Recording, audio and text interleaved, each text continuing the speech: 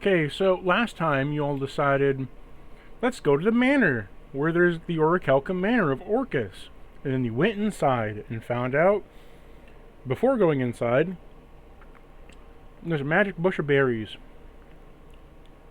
that helps Cordova, as well as meeting all the horses and little bits and people around. Then, you make your way into the manor, explore a little bit. Cordova's left with an awful choice. Fails to contain his pain and injury, and went down the creepy hallway of JoJo Bizarre Adventure, and wound up in the Shadow Realm, where Neural tempted him with a deep, dark fate. Yugi, do you take on the power of the shadow, or do you instead believe in friendship? Fuck friendship, you said. Believe in the shadow. And so you slaughtered a whole couple villages. Counter argument. Cordova fucking fell the fuck apart.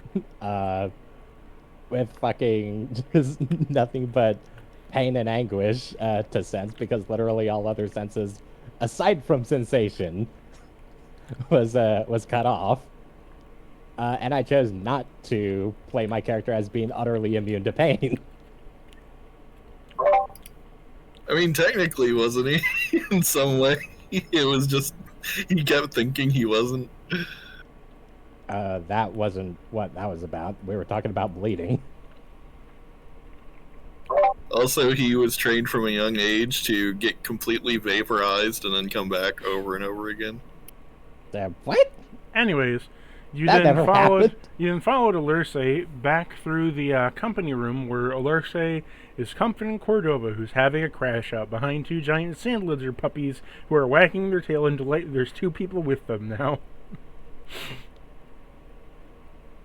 While Lena goes off on adventures to visit the pantry, the cook, and to go to an unfavorable study with some Ristic spirit in there. Anyways, back to Alurse and Cordova.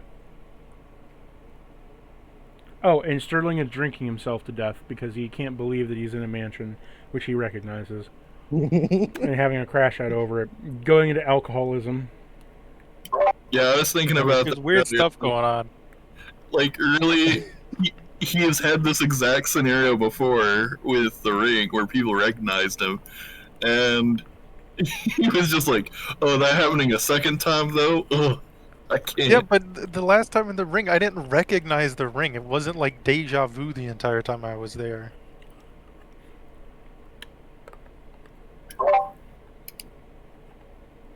Right? Didn't Sterling also get And like they called me by my name. They said Didn't Sterling also get like a forewarning vision thing where it's like, hey, your friend's in peril, there's a forced deal going on, and you're like, damn, Hey, I'm gonna keep there was a lot more in that vision than that, but yeah, I did.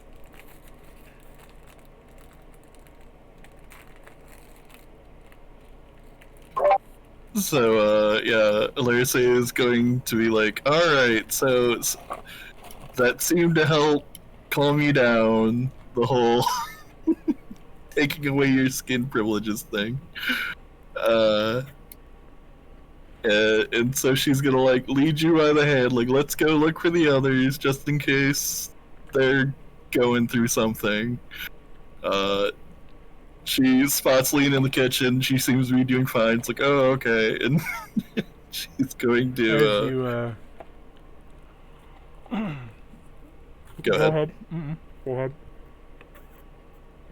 I was just going to say, she tries to find the butler to ask, because I assume he's still in the main lobby. I have to pull up Owlbear still. As you take him by the hand, your ring glows for the briefest moment and shocks your hand away from it. As you see Allure say that the ring of Saint Odo puts a bit of like radiance around your hand that clasps off of kind of like shocking off of it. Did you have another ring? Or yeah, you had another ring. It was Dane, I believe. Yeah, it did. It like kind of shocks off of Cordova's hand as you see the ring of Hodor is like slowly with red veins and roots expanding across Cordova's hand. Cordova, you begin to feel a hot, searing pain coming from your hand in the ring. But I mean, compared to before, is it that bad? Yeah, Cordova kind of just looks to Alerce. He still looks like shit, just says, go check on Sterling. There's something that needs to be taken care of. Yeah, I think it does, but I don't think the answer to that is to leave you alone again.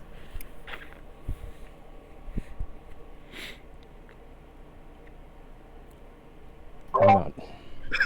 I don't know if you noticed the pattern, Cordova, but you keep wandering off and bad shit keeps happening. Alerce. And Cordova's gonna kind of like drop down to his knees to be more like eye level with her. We both know who this is. We both know exactly why I'm wearing him.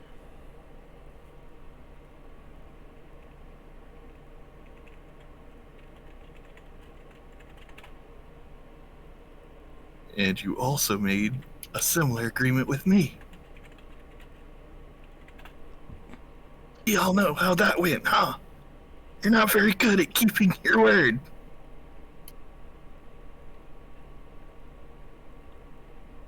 Cordova's gonna look down to the ring and look back to Alerce. So, keep your word too. I don't think it's very fair. I'm the only one who kept my word this whole time, so I don't think I will. And she's trying to call for that butler again.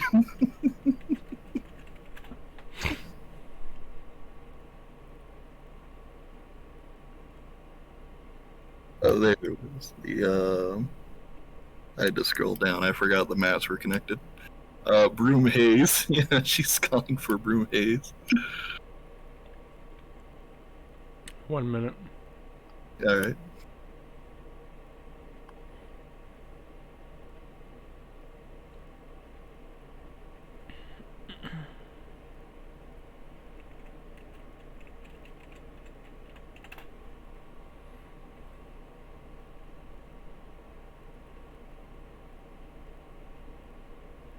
Trying to find that fucking chart again. God damn it. That chart. That damn chart. That damn fucking chart. That's where all the trouble began.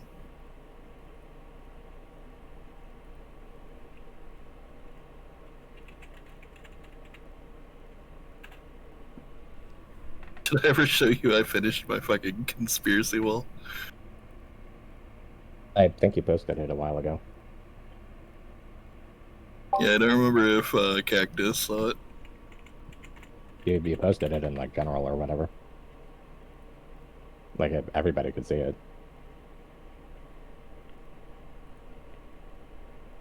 Yeah, but Cactus just blinks out of existence during the week. That's fair. I have other shit I want to do, okay? God.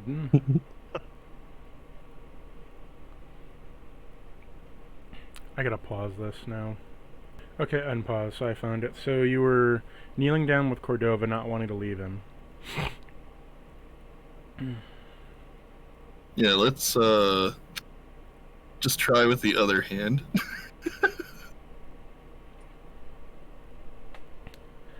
God gave you Mercule gave you 2 wings for a reason, Cordova. You begin to feel the ring seeping deeper and deeper into your hand, causing a seething, hot, molten pain, as then your sword begins to glow a bright red as the ring kind of erupts with a few spiky tendrils that reaches for your sword. Cordova's going to ignore it, still looking at Alerce, and in response to Alerce, Bubba Wabba. Wubba wubba indeed, Cordova. What would it need?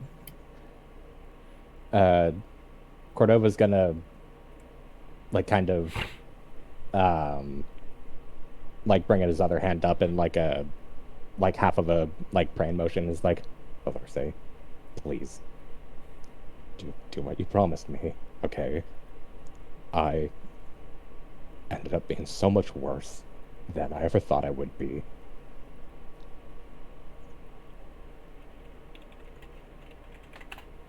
Yeah, and this is the part where I knock some sense into you. Olerse, come on, like, I just found out that I'm apparently apparently made from fucking annihilation itself or whatever the fuck, and I've apparently been utterly destroying every single shadow that I've consumed. Literally every place that I've been and that I go, fucking wanton destruction and gross negligence follows. There's gotta be a limit.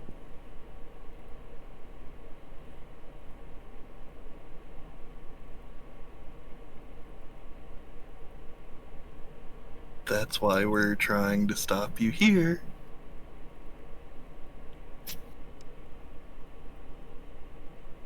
Now be a good boy and lower your head and close your eyes.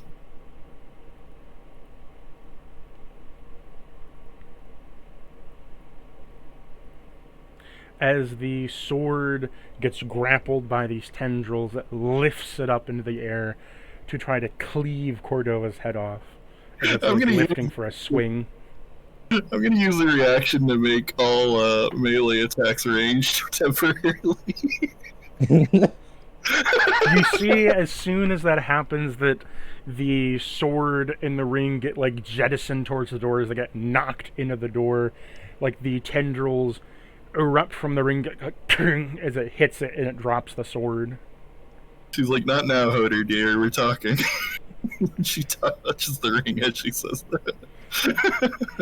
You feel a back pulse as you take 5 damage as you just see this aura of blood red begin to erupt from the ring and spread out as his hand begins to shake from the rage of the ring itself. And I take an extra 20 damage on top of that because of the torso. That was damage to Olerse, not damage to you. Oh. Well, I mean, in fairness, I did take a bunch of damage last session that I forgot to stack the 20 on top of each time I took it. Okay, go for it. Take 20 damage this time. It's going to be closer to like 60. True. So you take the backlash as you feel the brunt of the attack ripple through your body as if carving up a turkey on the inside.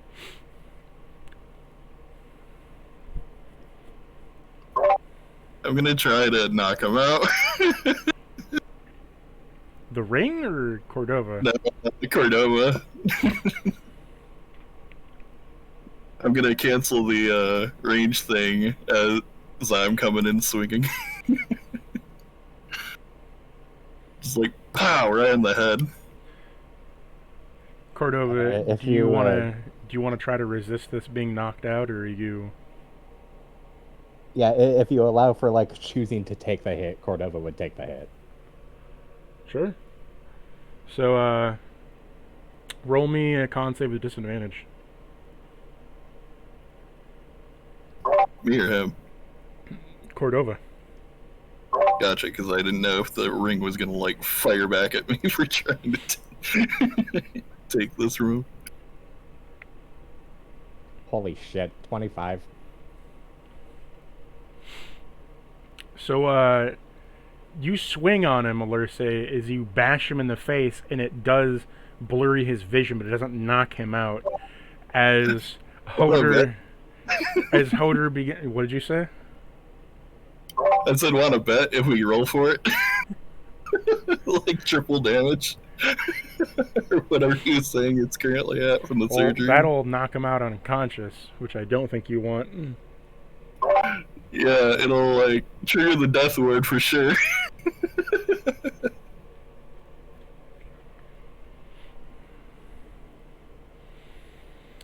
So as you try to knock him out, it just doesn't do it.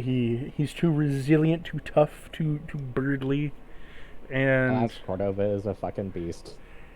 you see He's like- that the ring of Hodor begins to slowly, kind of like stab into your hand and try to get off your finger.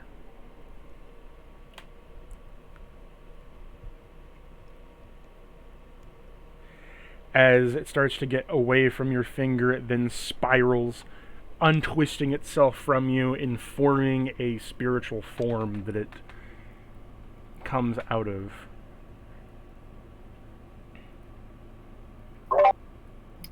In your campaign, silence kind of works like an anti-magic thing in an area, right? If I just silence the ring, is it going to suddenly just putter out?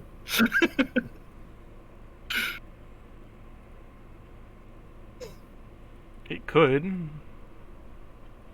I don't think I'm going to, just for story's sake. I'm just curious. If you were to silence it, it would sputter out. Okay, that's funny to know. Go ahead.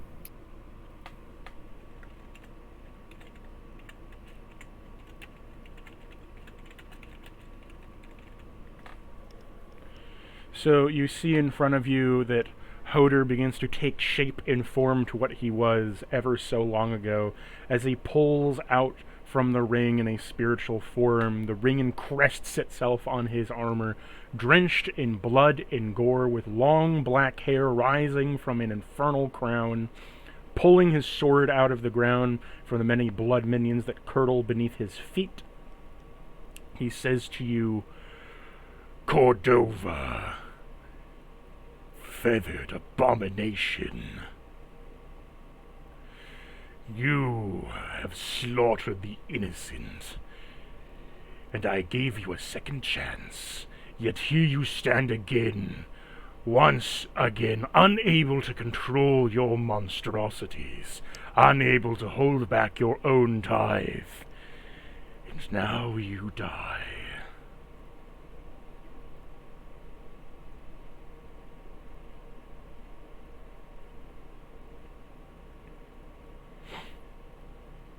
I'll say that now is the time that Cordova closes his eyes and, like, bows his head.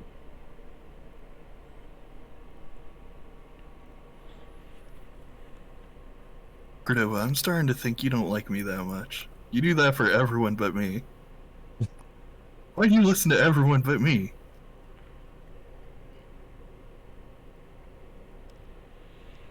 What do you say for your crimes, abomination?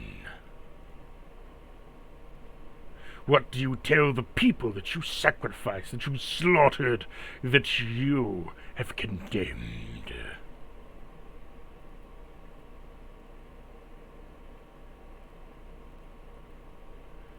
He kicks you a bit in the side. "Well, speak up, beast!"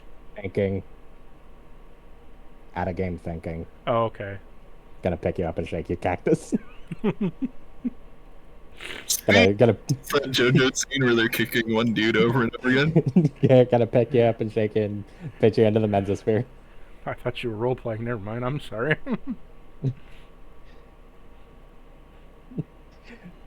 He's kicking Cordova. "Speak, please speak."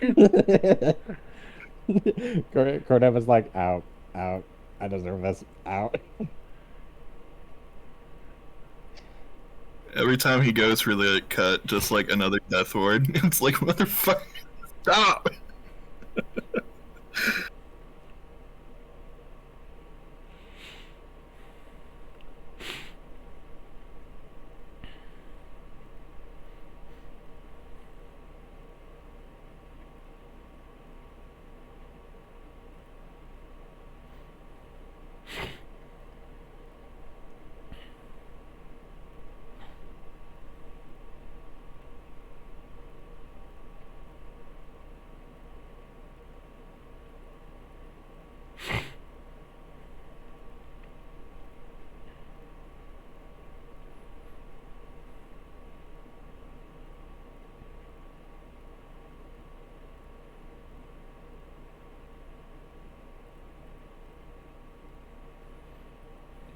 I guess Cordova's like gonna look to her, saying, just gonna kind of whispers like, "Whoopsie, for fuck's sake, are you?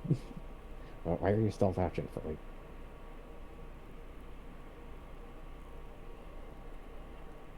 Because unlike some people, I try to keep my word.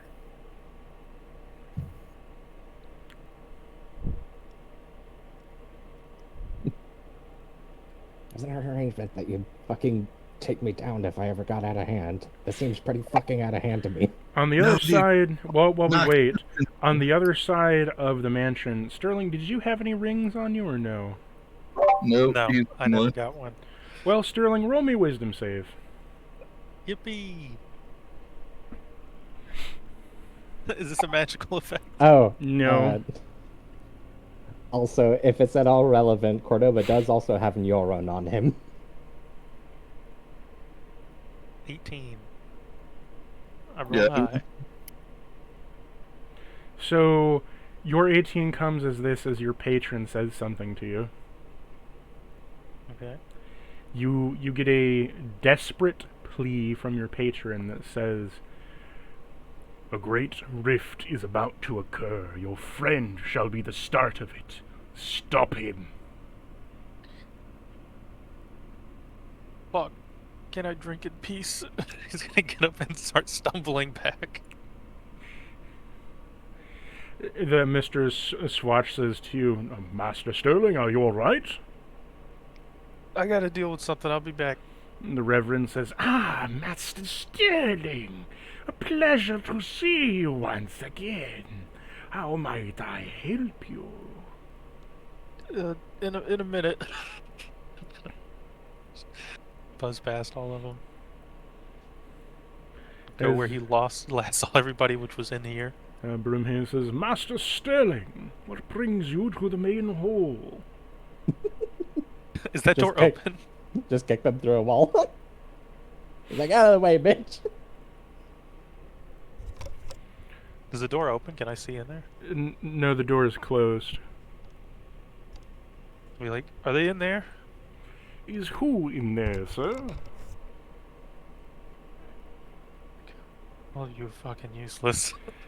Open the door. My sir, there is someone taking a private meeting in there.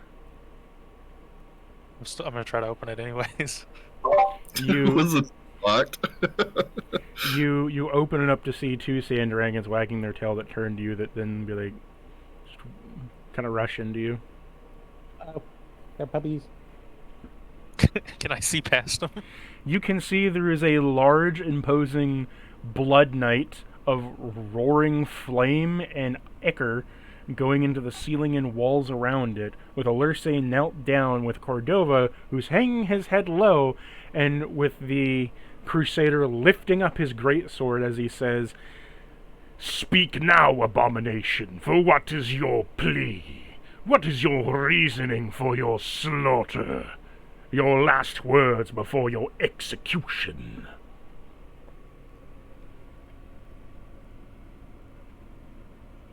Buzz gonna be like, who the fuck is that? What's going on?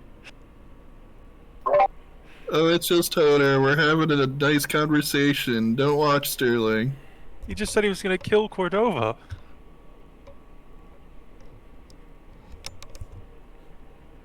Don't worry, Sterling. Sometimes adults have disagreements, and we just gotta get everything out there. Go play with the dragons. Do you give them a command to go play?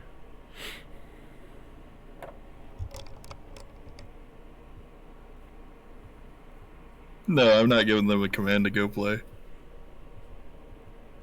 I was talking to Sterling specifically. The dragons are just looking at you, Sterling, wagging their tails like big Saint Bernards. Fuck. What am I supposed to do? I don't know what's going on. What did your patron say again? Go stop He them. said a rift is about to open and you're gonna be in the center of it, but he has no clue what's happening or how the rift's gonna form or what the fuck is going on. Ask the butler, hey, do you have any experience dealing with rifts that are about to open and stopping them? Yeah, Yeah, out of game, I caught the implication that the rift would open if Cordova dies here. What do you Yeah. mean? Don't worry, I'm working on it. He's gonna let. When would I ever Cordova give keep you a talking, Chekhov's but, gun? Even if it's just as simple as fucking every time he tries to kill you, I just stabilize you with Spare the Dying over and over again. And I'm not evil, so you can't do shit about it.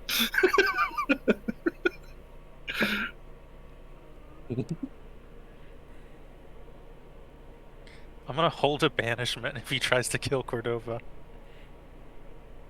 It's funny you say that. That Oh, was that. as Oh, well. that's a funny question. Where would Hodor go?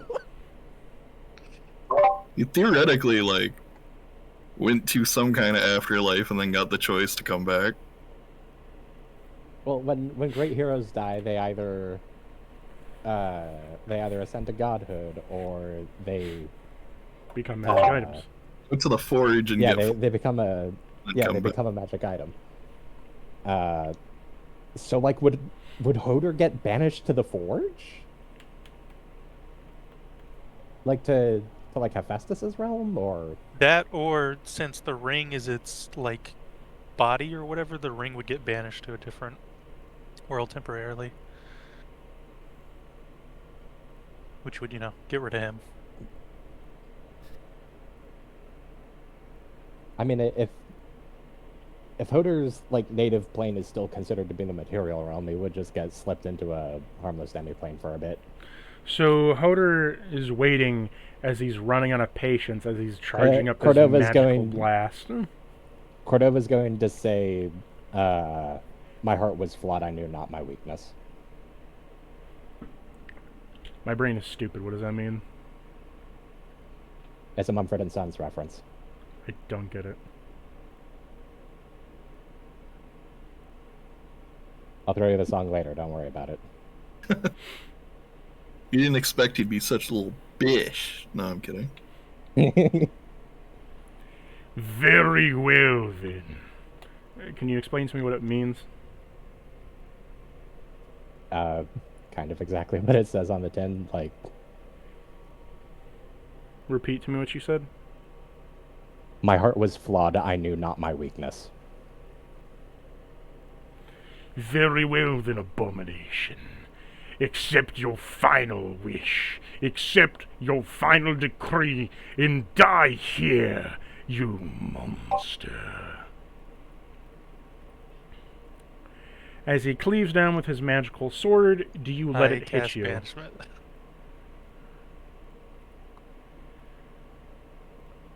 Okay. He's banished. I did say I was holding that until he went to kill him. So Just like one of those screaming cut-offs, like, ah! And as you banish him, the world begins to rumble and shake. oh Uh-oh. fuck! Did I just cause the rift? You doing- caused the rift. How? How did I? Fuck! You gotta give me more information than that. Literally, if he had done nothing, it would have not shown up.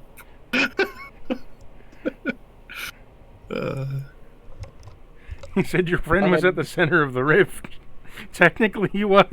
He was the center issue of the rift.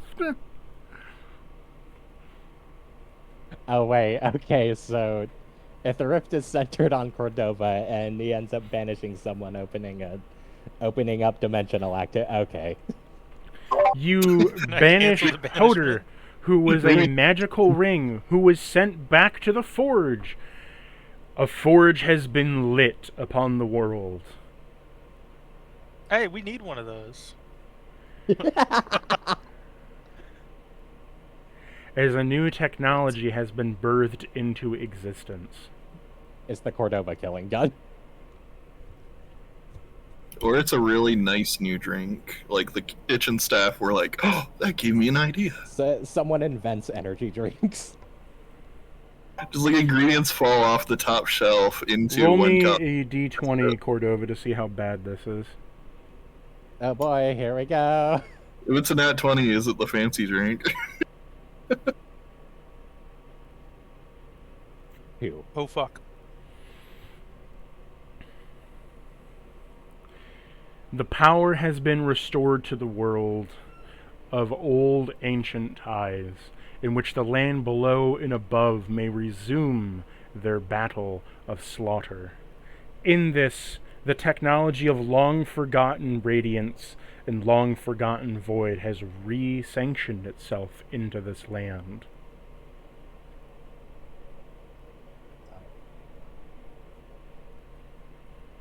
I imagine just like the Nosh Well, army somewhere, someone trips over this technology that just got For a revealed. deeper darkness can be now birthed, creating void, and a deeper radiance can now shine through said darkness as pure light. The damn thing is, there is, like, I have literally no resources to reroll that d20. And as this shakes, the world shaking around you, everything feeling as if it's crumbling, you hear a crack and a bolt of thunder as outside a literal rift of magic is created in the sky. Uh-oh. We've all created rifts in the sky. It's just a typical Tuesday. Don't worry about it. Sterling, Hey, Cordova's done you that begin before. to glow with a golden light. oh fuck. Well done, my son.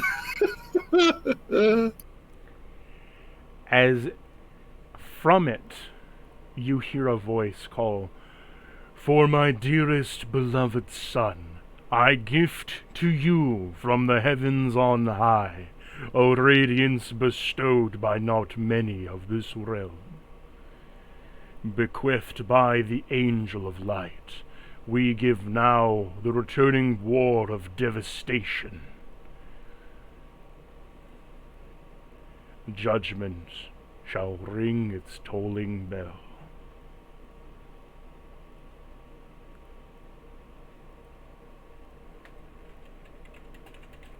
Well, that all sounds pleasant.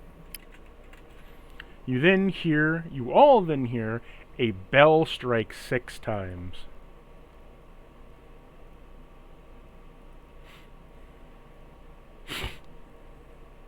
We're just gonna end the world at the end of this campaign. That's what's gonna happen. Hey, if that's the way it goes, that's the way it was meant to go, because we've already, like, kicked off enough. That's how we started, that's how we end.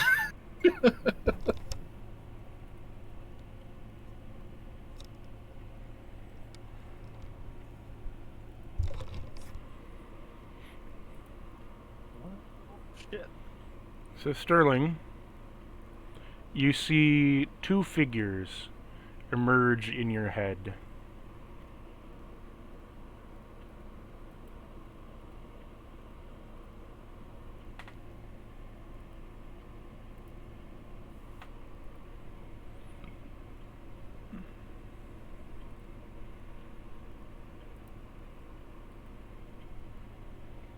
I'll send them to you shortly.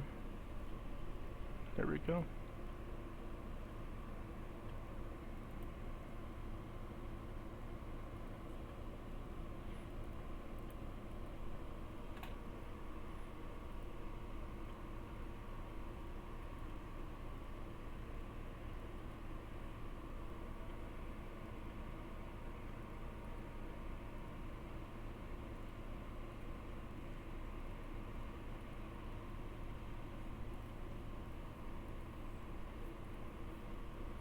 An angel bathed in red and black light, and a corruptible being made of pure mist in a crimson blood.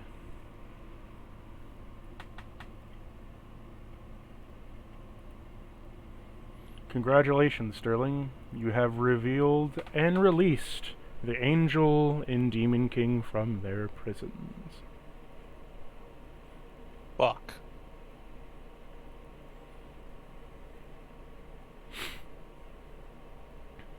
And both of them give you a blessing. For their thanks.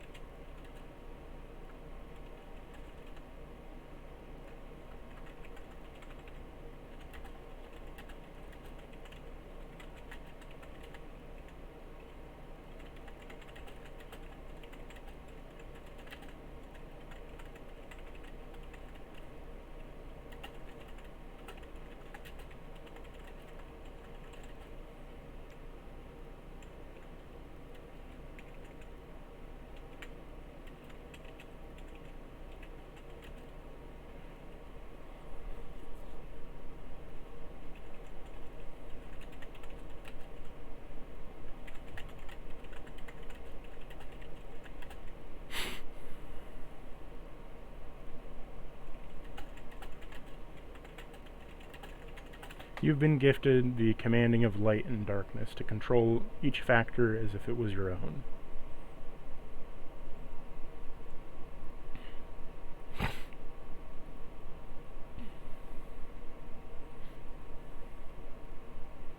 Cool.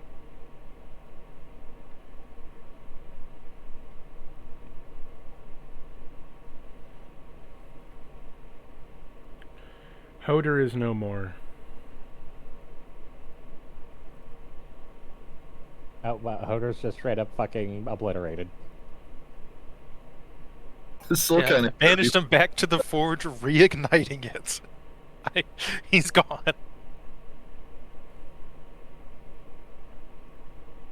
Fuck. After the banishment is released, all that rematerializes is a bloody sword. There you go, Cordova. A new sword. Doesn't that make you happy? You know how much you like finding new swords. What the fuck just happened? I have no clue. You averted your I think I fucked consequences. up. In the worst way possible. You're getting away with this.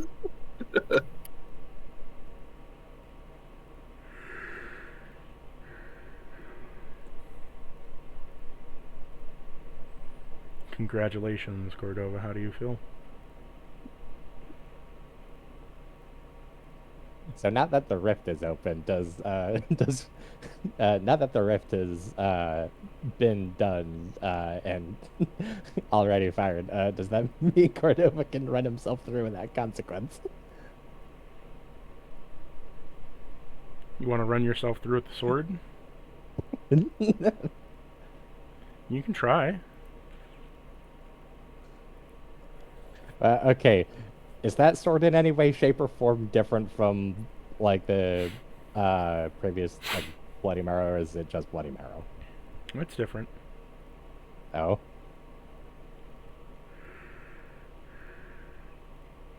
Cordova's gonna like kind of. Well, okay, is it like?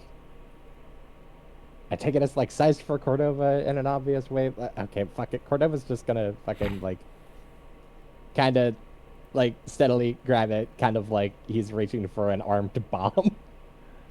Well, remember, you're only 10 feet tall right now, and you, and magic items change size to the wielder anyway. In the setting. I think Cordova was like 15 feet tall. Yeah, whatever. He's size quite large for this. Cordova's gonna fucking kind of like slowly reach out for the sword and then like grab it, fully expecting it to like blow his head off or something. Okay, let me type this out.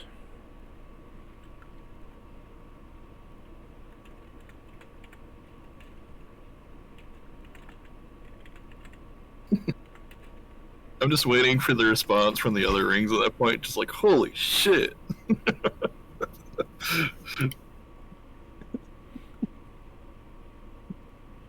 Like, they all just collectively thought their friend just, like, explode and his sword was the only thing that came back.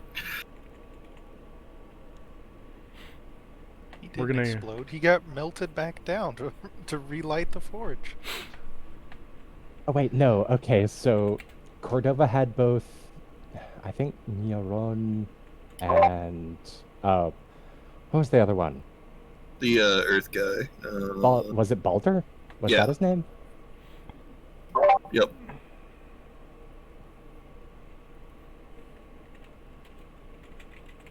Balder, Hoder, and Yoren, and then I had Dane and Saint guy. Yeah, but both Balder and Neuron were. Odo and Dane. I'm gonna get myself something to drink while you're typing that up. BRB. Okay. Getting away with everything consequence free sure is thirsty work.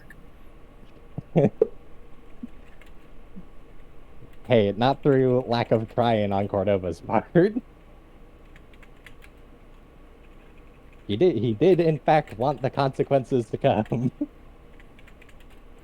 Darn it, my friends got in the way.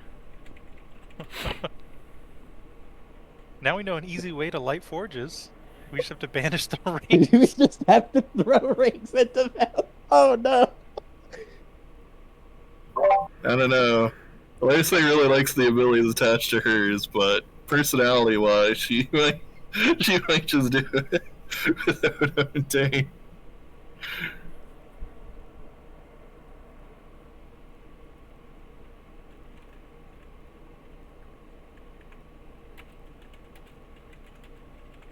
But was Dane that bad? Dane is the masochist. Oh. And is the one who says pervy things. Lacey does not NPCs without baggage. Have you noticed? Cordova's the one who gets proper knights. No, Cordova. Oh boy, on one hand, the edge ward of the three that Cordova had was no more. On the other hand, that might still have pissed the other two off. So, we'll see.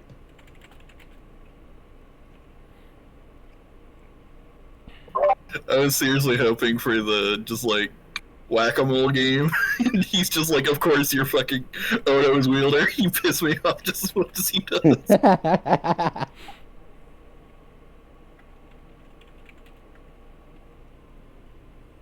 Oh yeah, that's right. Wasn't it mentioned that Hoder fucking hated Odo?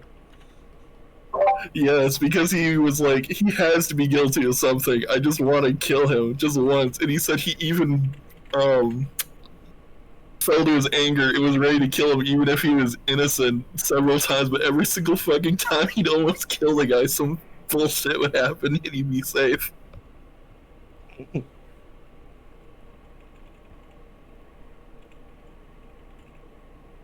Because it was just like he was favored by the world or some shit, so like luck would always be on his side.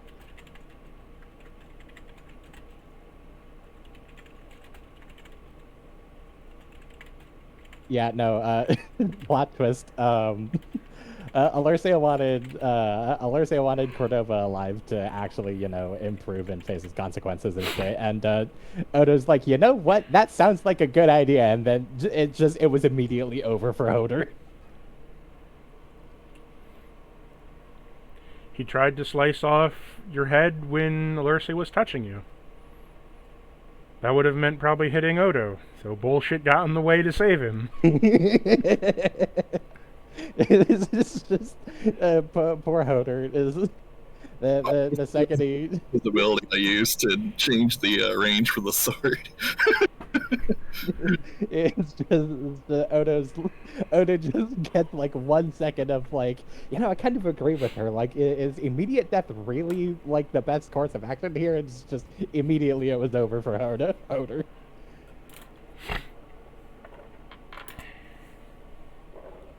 Immediately it was Odo for Hoder. Uh-huh. It was Oder for Hodo.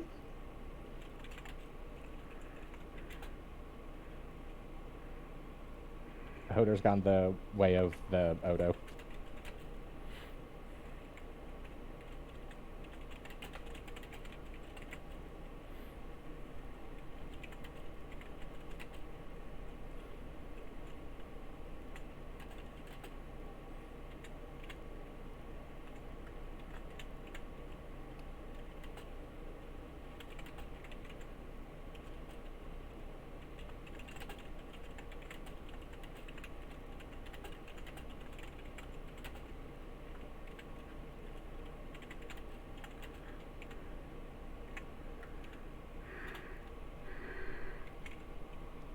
Almost done. Take your time. To realize. How is Sterling doing, knowing that he just caused a rift, and his gods just sighs in disappointment? Look, he tried his best. He's like, I don't know what the fuck just happened. I didn't know it was a ring. I don't know where that ring came from. Just happens to kickstart a war that's probably going to get a lot of people killed. Well, the war's already happening. I was gonna say, at this point, that might just be Sterling's thing. He kicks off new wars while we kick off new monsters. He keeps starting wars, and then both sides are like, yeah, thanks for doing that. And then he gets a boon. So he's just constantly favored by both. Sterling takes 5 steps out of his house. The party's Like, hey, thanks for doing that, man. Sterling goes to wash the dishes before trying to go to bed. Hey, thanks, man.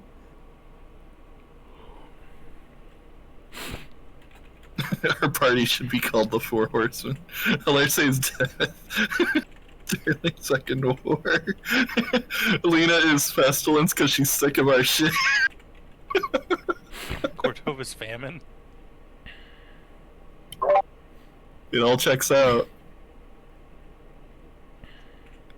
She's kind of pestilence because of what her grandfather's doing. He's fucking poisoning the world. Rising the temperature of the sea. It's fucked up.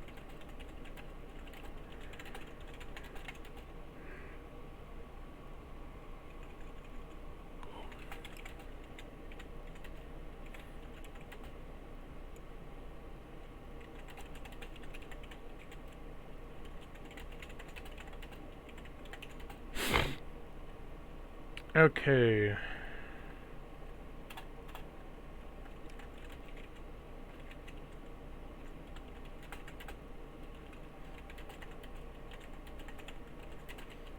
You pick up the sword and it is bound to you through fate. You now have Hodor the Crusader.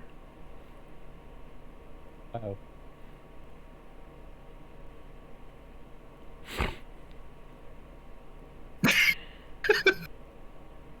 Yet another thing if you go down to keep you from going down.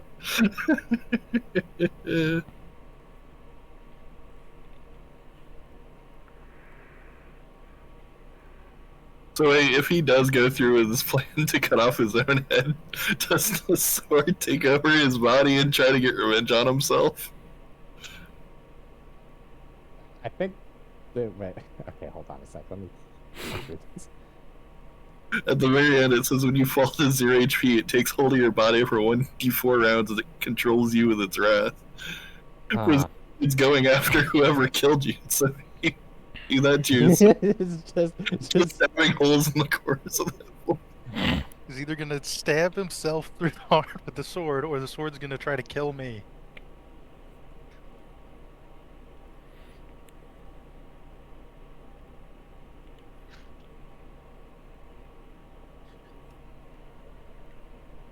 It is now fate bound to you.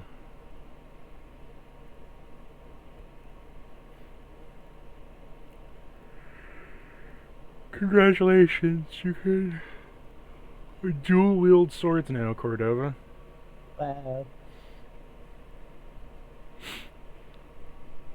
Wait, Dual so wield blood swords too. How edgy yeah, can you... yeah. So between this and Bloody Marrow, there's just fucking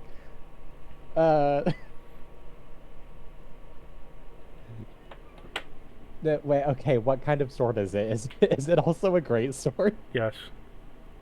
Memes. I have 2 great swords. And 4 wings. 2 great swords, 4 wings. Fucking spiky bats. The jutting rocket. Don't forget the absolutely fucking mountainous hulking build and the vampire cape. Oh, yep, the skin vampire cape and the glowing claws.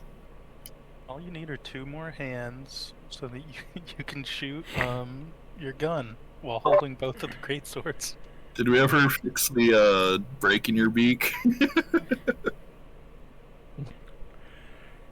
You know, I was I going to have a forgot. moment with I your forgot other about ring, that. but Hodor got evaporated before we could do that, so...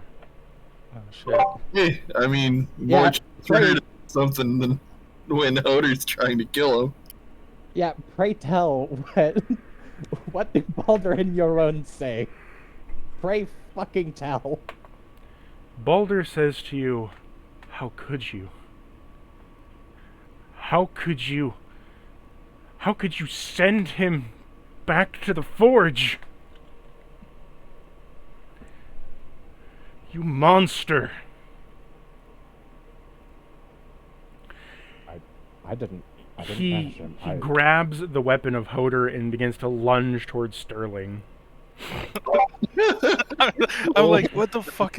Who was that? What's going on? What just happened? You see Cordova's hand like lunge to the sword and immediately get up and just like kind of push him one way towards Sterling. Yeah, no, like one of Cordova's like ring hands is apparently like moving without his input and like yanking his arm around.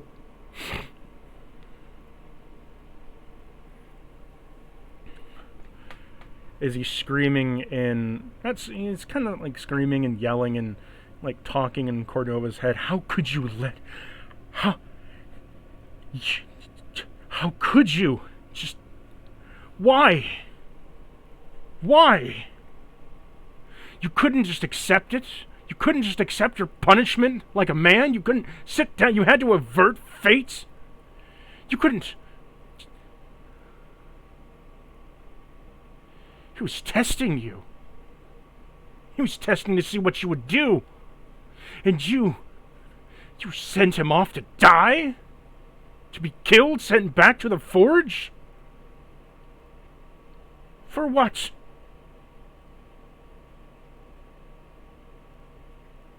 But like I'm getting the impression that he's like so caught up that he's kind of like rapidly switching between like addressing Cordova and trying to address Sterling.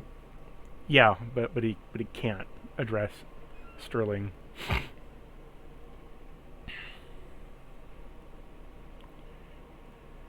I mean, you can if he makes physical contact, but I don't know when he's gripping a sword. Sterling doesn't know any of the rings. Roll He doesn't me, know what the fuck roll is me going a on. wisdom save, Cordova. Wow. Wow. Disadvantage. Wow.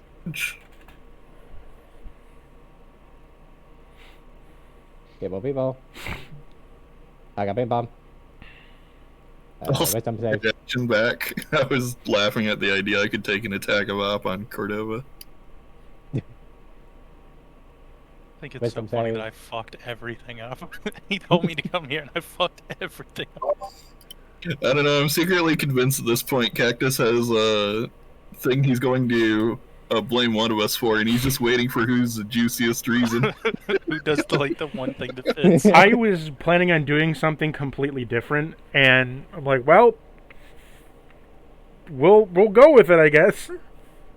Yeah, His fucking. patron said that his friend was in trouble. I and wasn't ripped his planning. mouth I was out, planning and on then doing he sees a something guy with there. Neural, not open up the heavens. And I'm like, hey, they lit a forge. Open up the heavens. Here's something for it, I guess. He's like, something fucked up's gonna happen. Now, the I have a real question list is, here how do of I give- different how do I events. let my patron reforge himself in the forge I just lit. I have a list of different events that can occur. This was not on them, but it was That one for wasn't later. Fucking. Yeah, I got a 9 on the wisdom save. Was it? Did I mention? Temporarily, you feel knocked out as he hijacks your body, pushing both the lizards out of the way, lunging forward to swing on you, Sterling. I like to imagine there's just like a excuse me, that Cordova can't hear now that he's like Nat 20 for a 25. How much damage? mirror image. We've established that nat 20s get past that. Oh, okay. Nat 20s are auto hits. Don't worry, Sterling, I got you. Upon activating Balder, you see a sword manifest from Cordova's hand around, like a spectral sword manifesting around Hodor himself, as he is manifesting Tyrfing around it. And you then see below you, Sterling, that a area of 25 feet rockcrete springs up, not allowing you to move. Okay. You take 42 damage.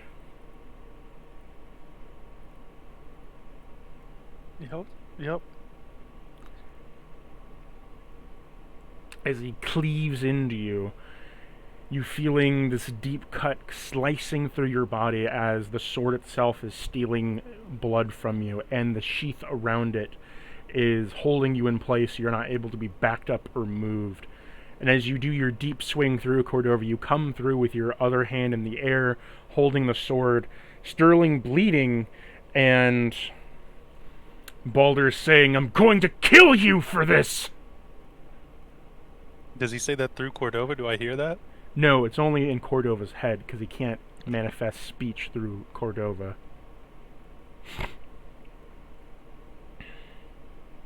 He keeps trying, but it just keeps making bird noises. You just see that Cordova is overcome by some kind of spectral energy, slashes you, and then it amounts back into his hand where it's like kind of holding itself. Why'd he touch the fucking cursed sword? Didn't that guy just try to kill him? Well, I guess talking is a free action. Cordova. That's one of the ring spirits we mentioned before. Well, not anymore, I guess. Now it seems like another one's in charge. Cordova, how do you respond and take this all in? I think he was passed out. Well, he said he passes out for a second, right? Yeah, and you regain consciousness to see that that he took control of you to slash through Sterling into a grievous wound, and Balder screaming, "I'm going to kill you! You took my friend from me, you banished him, and killed him!"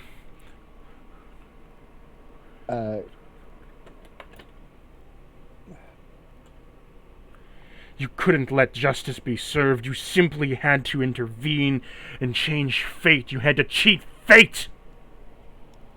Cordova is going to, yeah, I mean, okay, Cordova might not think terribly highly of himself right now, but even with Sterling's continual fuck-ups, he doesn't want to see him fucking gutted for it. He's gonna reach up and, like, try and yank Balder's ring off. Make another wisdom save.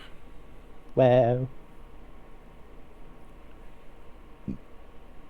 Oh, wait, I forgot I have advantage on that. Yeah, I have a second roll.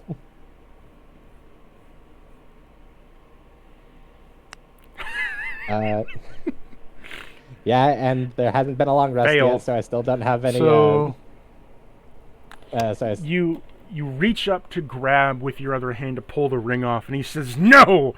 as your hand gets blown off of it and your body shunted back again as you're knocked out. And he says to you in your internal mind, Cordova, "He was trying to test you. He was trying to make sure that you would accept your fate. But no, you had to kill him. You had to bring him to his knees and let him die. Where will you end the suffering? Where will you stop this turmoil? How many of people have to die before you get it through your thick fucking feathered skull?"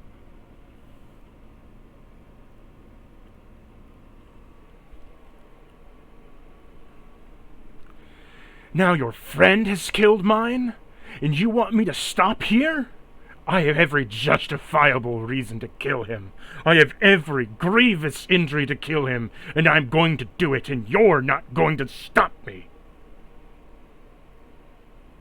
So lie down there, accept your fate, and deal with your consequences.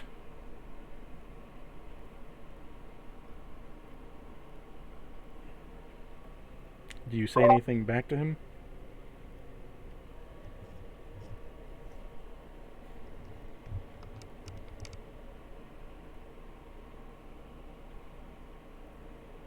Yeah, Corda was gonna say none of this would have happened if it weren't for me. For the love of what's sacred, take it out on me. Balder says to you, "It's too late for that now. You instead will get to watch as I take from you what you've taken from me.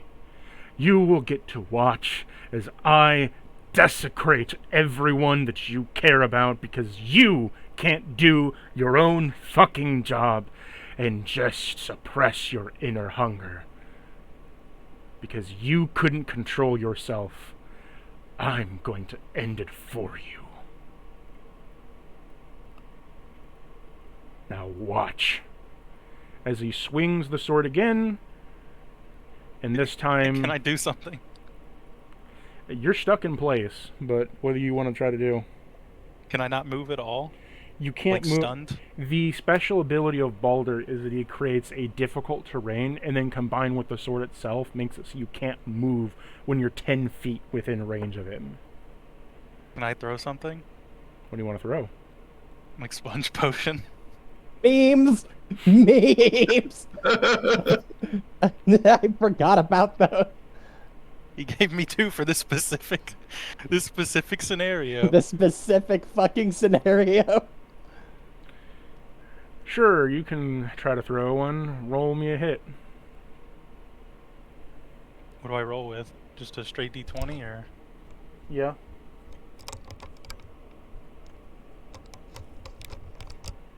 Oh my god. 4. You toss it around him, and it hits the lizard. The lizard then drops to the ground. No. Oh shit! It was the lizard. Damn. Possessed. The lizard shrinks and dies as it was an earth spirit combined with a lizard. Oh shit. No. Just friends forever. I'm invoking friends forever. Not the lizard puppy.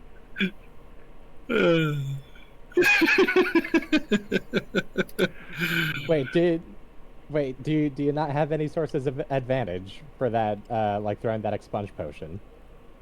No, I thought Wait- maybe wait I'd a get to minute. add my dex to it, but Wait a minute. Hey, Cactus. Huh. Would you say Cordova's incapacitated right now? No. Because he's incapacitated and he's You're being not possessed. incapacitated. You have a different thing controlling your body, but you're not incapacitated. Yeah, I think I tried. they're going by ghost rules mechanically. It's hijacking your body, but you're still alive and here and existing. by the way, Well, Lena, we that fucked isn't- up.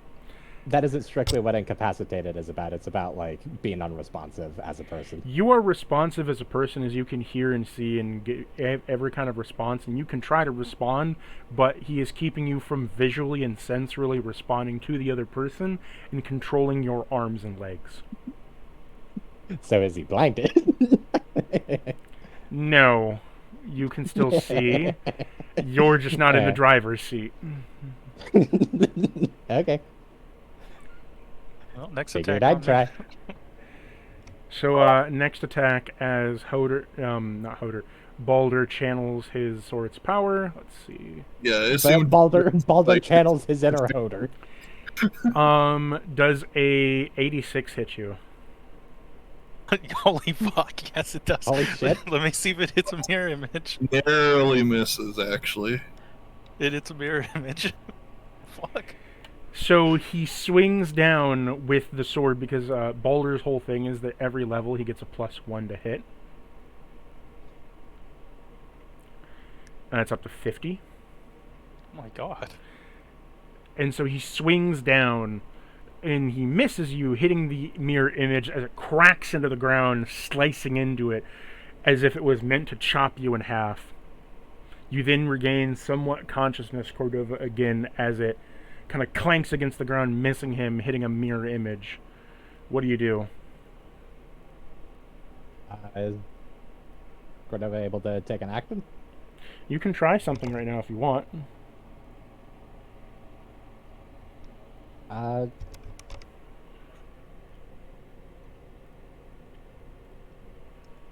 Well, in that case,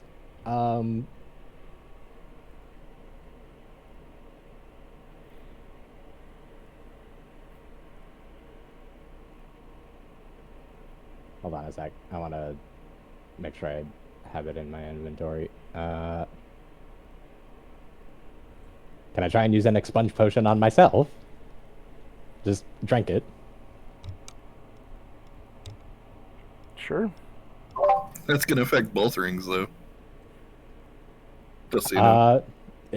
It undoes possession, and the other ring isn't trying to possess me. At least not right now. We'll see. Roll me a wisdom question. save. Is Alurse just sitting there watching this happen? Well, like I said earlier, I assume Boulder is a fighter, so he would have had multi-attack. That's why I was assuming that was just one turn. Oh, okay. That was one turn. You can try to roll me a wisdom save as he's still like a hard fucking. So you once again attempt to drink the potion, but he says no, as you are shunted back out of the control seat, as you get shunted back down, and you're wondering, maybe this is what Sterling's patron feels like with Neural. It's like, is this what it feels like to get repeatedly kicked down the stairs? You also said you had Nyorn, right? Yeah, Nyorn. So, I choose to believe we keep pronouncing it differently each time, and that's all correct. Nyorn. Yeah, it's Nyorn. so Nyorn. So what happens is he goes to swing again, and Nyorn activates her ring as you see a spirit come out and clank against the sword, where a spectral axe goes up and deflects the sword away from you, Sterling, before it fizzles back into the other ring. And you hear a feminine voice that I cannot do to the best of my ability. I will try. And she says, "No! I won't let you do this, Boulder. I can't let you. They are a family brought together by the battlefield. I will not let you take that away from them. He needs to perish for what he's done. I understand that you're in pain, that you're grieving of your friend, but is taking away the pain of another? Is inflicting that same trauma, that same hatred onto another going to solve the issue? Hodor is dead. Hodor lashed and striked out, and he's dead. He's gone. You can't bring him back." He then goes to strike again, and then she deflects and says, "No! You can't do this. I won't let you. Go back. Give him his arm back. Don't stop straining yourself. Just let it go." She then goes to try to block it again as Baldur makes another attack, and she activates her ability and makes a bond where she attaches it to you, Sterling, and upon which striking deals damage to Cordova. How much damage? 32. With or without the plus 20? With the plus 20. With the plus 20? Okay. So 52. Oh, 52. Okay. It's like all according to Kaikaku. All according to cock penis. So, are you up or down? Still up. As he slashes into Sterling, or was going to, a field connecting Sterling to you redirects all the damage from Sterling to you. As he then slashes, hitting Sterling, and Sterling, you feel a cut of pain, and then it is absorbed and shotgunned through the beam. As you then feel an internal slash cut across your chest, Cordova. Weef. As this happens, this knocks Baldur out of the control seat for a minute. Roll me a wisdom save. Yikes.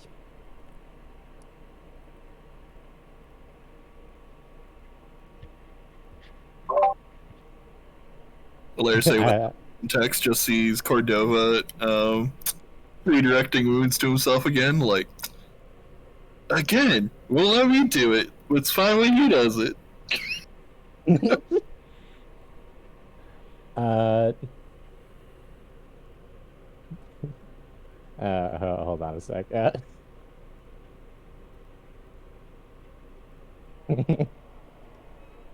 Also, yes, Cactus, know my pain of voicing a female character. No, my pain of what? Voicing a female character.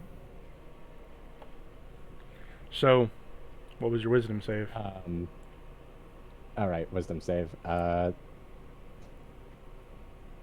about nat 20?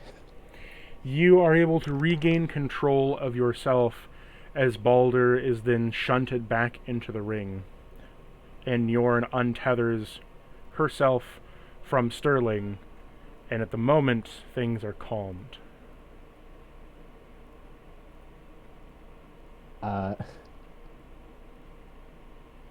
What the fuck just happened? Yeah, Cordova's gonna fucking take Baldur's ring off just to, like, as soon as he gets the opportunity to. You try, but you cannot. Oof. I can't let you do As that. currently You his couldn't take off any hand of them, is it's- gripped around the sword.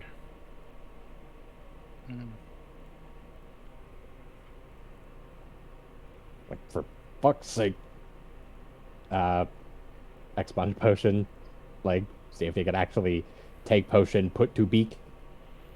You take the potion, and upon which the grip loosens, and you are able to take the ring off.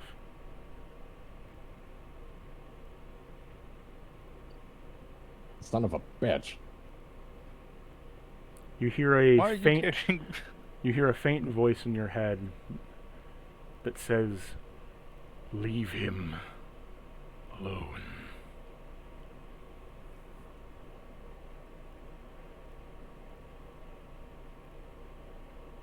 Do you still take it off? Wait, which... Wait, you said a faint voice in his head that says, Leave him him alone. does the voice sound familiar? Sounds like it's coming from your sword. I was about to say it's probably from the sword. Yeah. Hey, It Hodier's sounds- alive. It sounds like the faint voice of Hoder.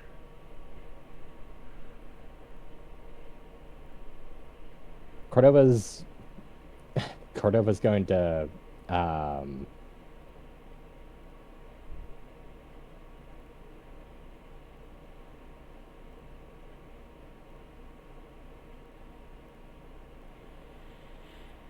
yeah, Cordova's gonna fucking give a harsh sigh and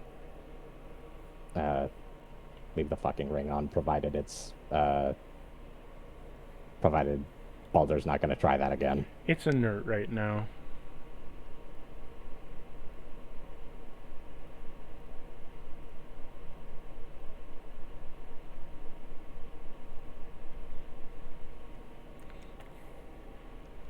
Look at Cradle and be like, why are you wearing rings that want to kill us?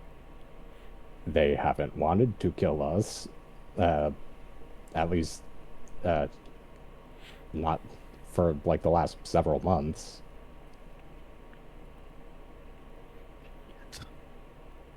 Look, the one you banished, I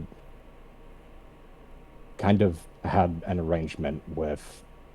Basically, if I ever went off the fucking deep end, he'd put me down if needed. Well, you haven't gone off the deep end. You've been here. So about that. About that. Did you kill someone in the manor? No, Mm, not about in the manor. 4 villages worth of someone's elsewhere. When? Yeah, I was trying to figure out how that timetable worked out too, to be honest. But I went into a hallway, you know, where there was a shadow. And then over the next 12 fucking minutes, I fucking fell apart.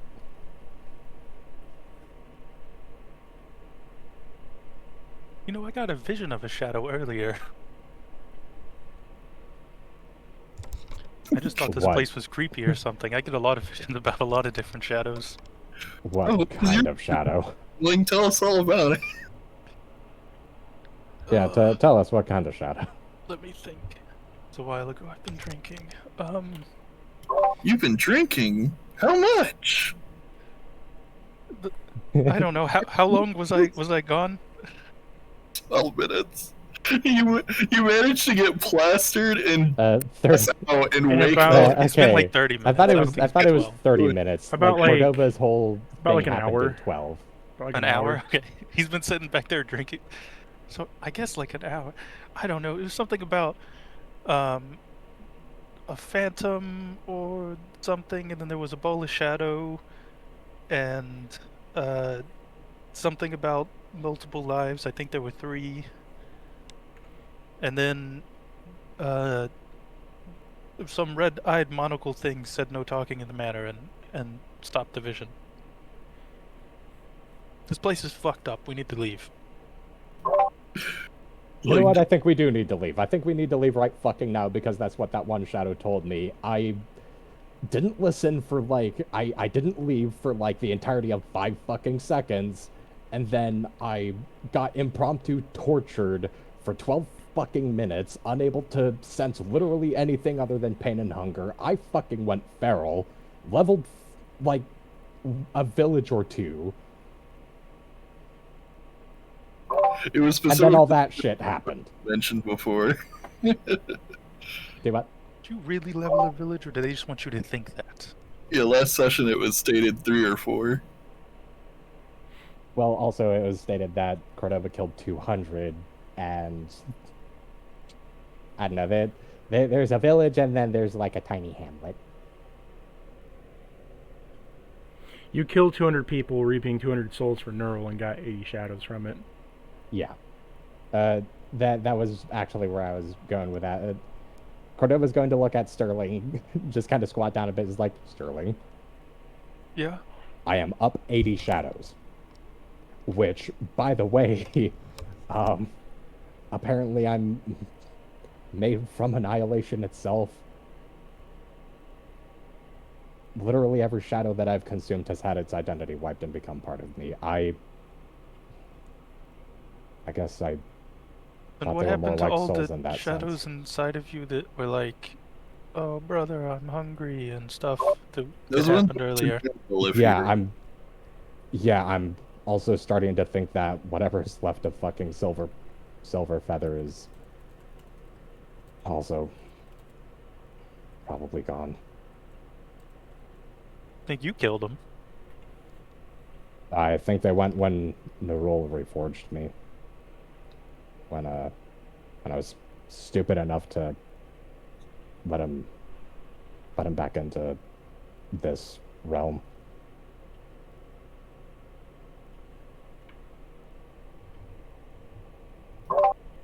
Now, for context, I want everyone to remember. Meanwhile, Lena listened to a few songs, went around the corner, and had like a sandwich or something.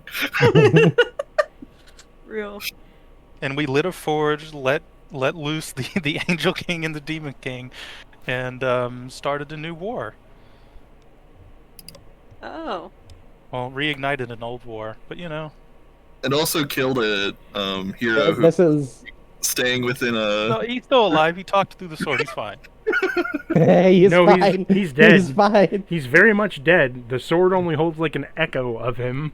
Yeah, no, A I'm very- pretty sure this sword just holds like whatever's left of his will. Which isn't much. Yeah, specifically as a wrath. Specifically his Angie.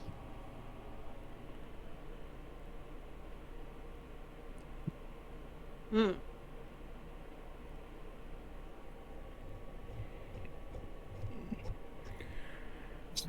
So about that request, Broomhaze wouldn't happen to be able to. Before we get to that request, back to Lena. Well, that was what I was gonna say. Like, he couldn't say like lead Lena over here. So and Lena, bring- as you are going down to the unfavored study, you hear a rumble outside and the crack of thunder like a ballista went off.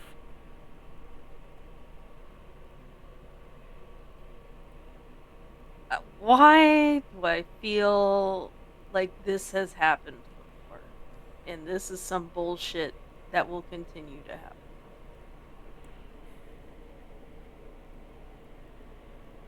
Abelard, can you Yes? check on them?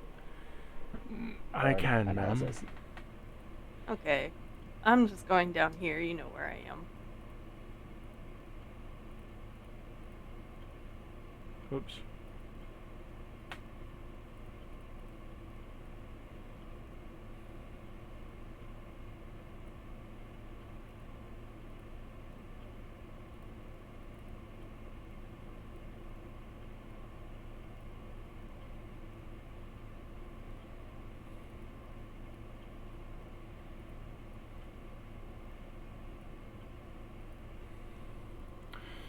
So Abelard kind of begins his walk and trek back.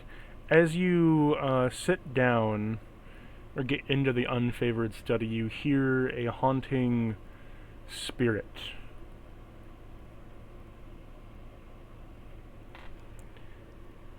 As it says to you, greeting you from the corner, "Hello.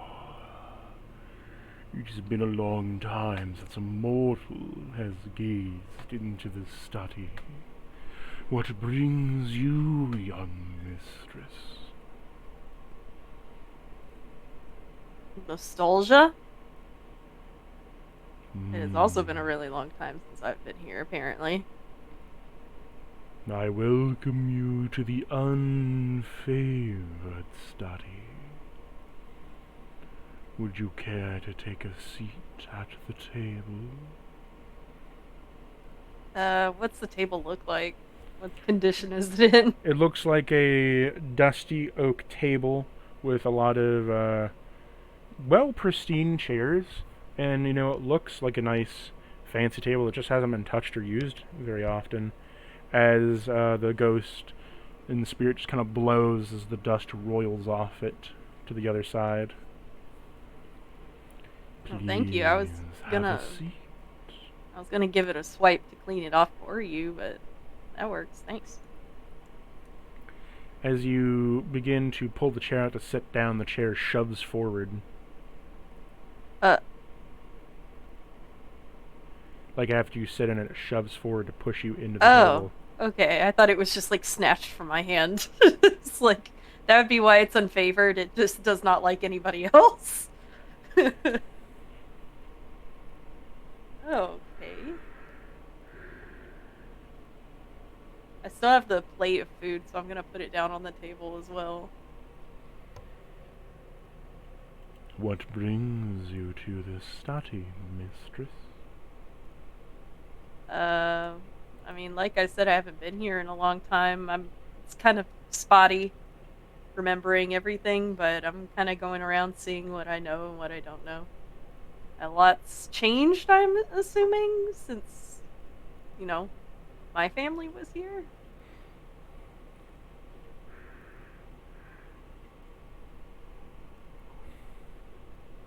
What are you doing here now that I think about it? I'm kind of, all these people are new to me. For I am the caretaker of this study, the guardian to make sure that no one enters that doesn't need to. I'm assuming I need to because otherwise you'd have made me leave. You are a master of this house, are you not, mistress? I assume so by blood, but again, I don't really know much about it. I was a Then child. you may go where you wish. What are you guarding exactly, besides the study itself? Because, I mean, I think there's plenty of people here guarding. I there to am be guarding Mr. Umbra Solar. He is an old friend of your grandfather's. He was not to be trifled with nor spoken to by people who do not wish or need to speak to him.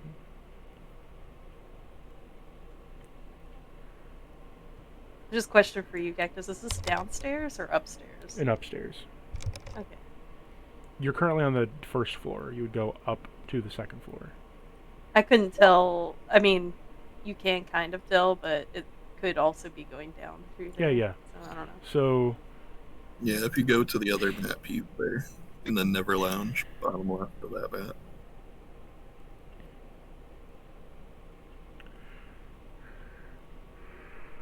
Well, I mean, thanks for cleaning off the table again. I'm just gonna. She starts scarfing the food down. as you begin to scarf the food down, you feel a twinge from one of the utensils that kind of like jumps a bit, and then nothing else happens. Roll me a d10. Oh. Sorry, no, a d20.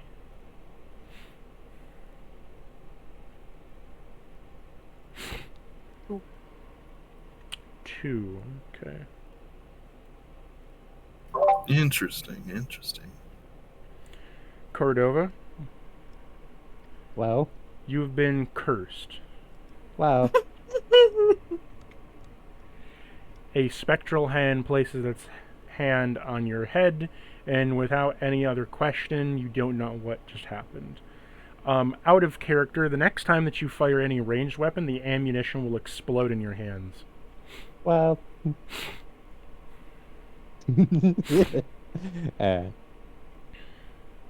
Imagine he just forgets about it because he's dual wielding, and he just thinks this hand is being reassuring. He's like, "Thanks, buddy." Lena notices the twinge, but she's still eating, so she just goes, "Hey, what was the twinge?"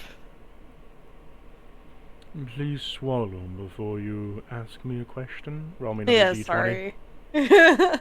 Oh no. 5.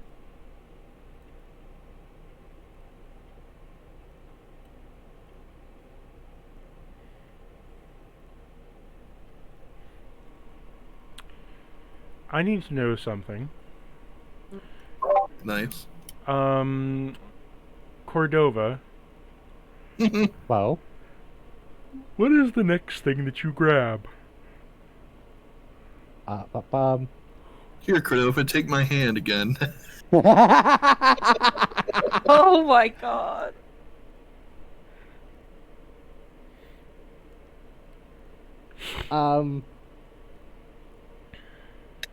I don't know, would clasping his own hands count in like an awkward motion? Do you clasp your hands together? Sure. You've been cursed as your hands are now sealed forever shut to each shit. other until you can be uncursed. So now your hands, as you hold them together in a worrying set, you cannot get them off of each other as they are just stuck to you now, as you hear a slight bit of magical zzz, and a gray light appears between your hands.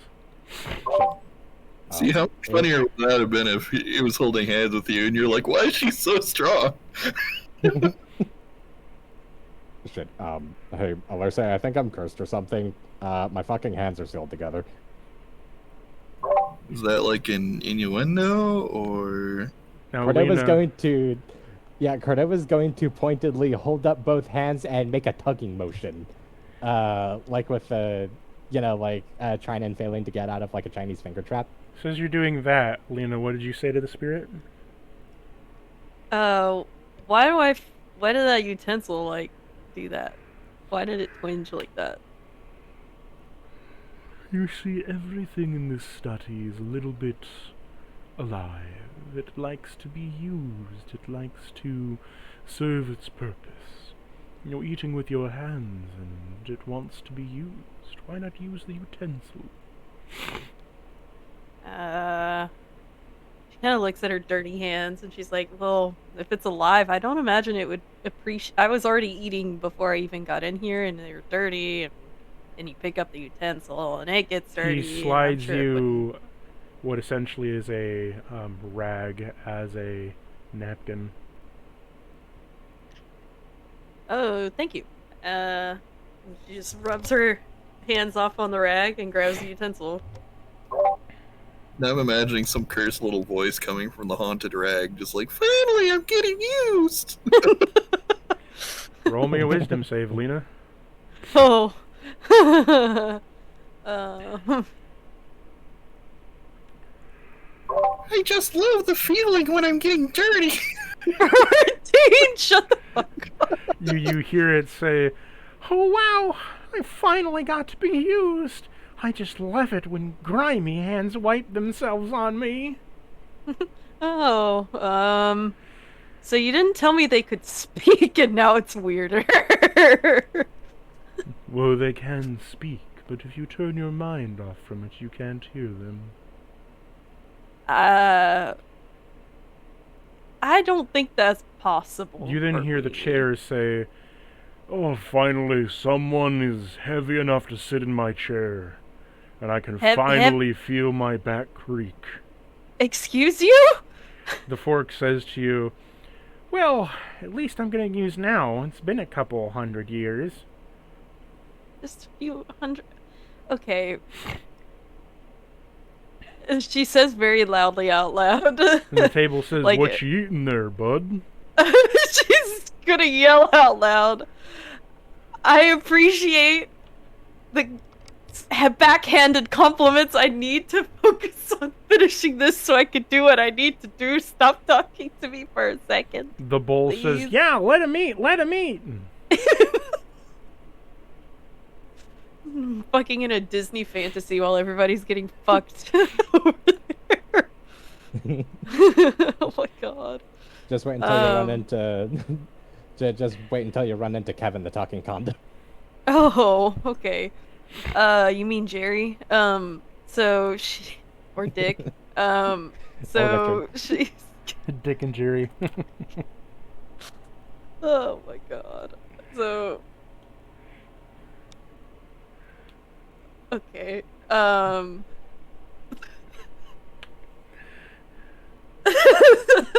kind of stupid fucking bit. She's just gonna muscle through it. She's real. It's like that flip of the switch in her head where it's dealing with Abelard's bullshit, or hearing something fucking insane. You just kind of flip the switch and you like dissociate. She's just gonna do that. As you flip the switch and you begin to eat, the fork says, "Wow, I'm finally getting used."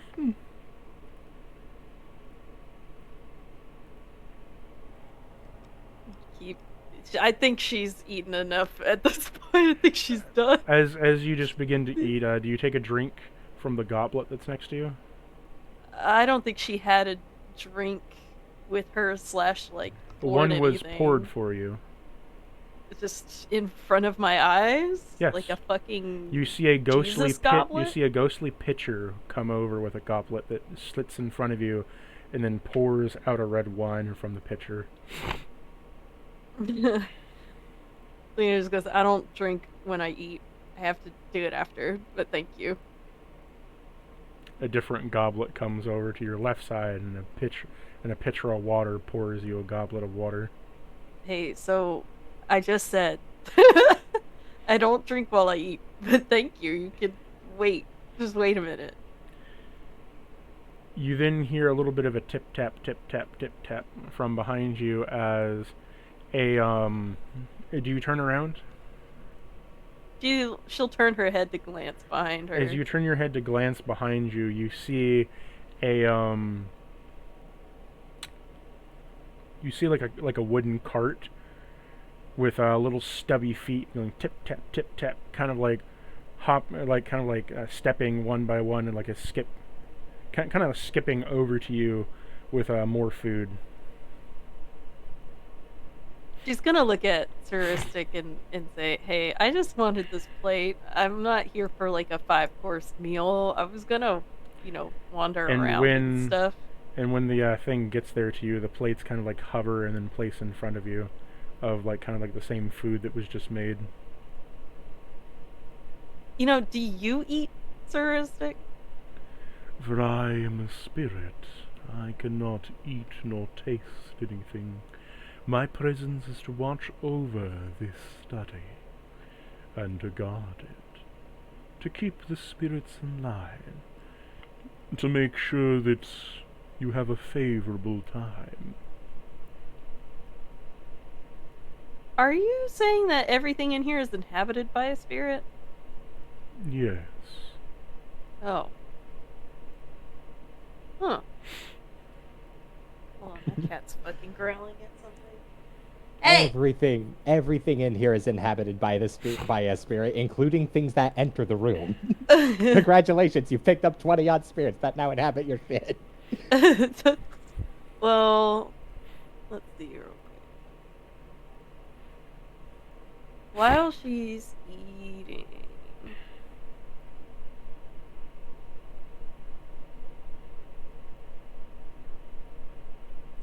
It like passes a dish to you like for a second dish, and then a side dish, and then a dessert.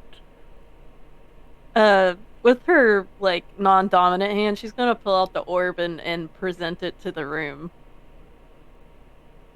to see what information she can glean from it. In terms of like how many spirits, what are they, like... There are currently 400 spirits in this room. Oh.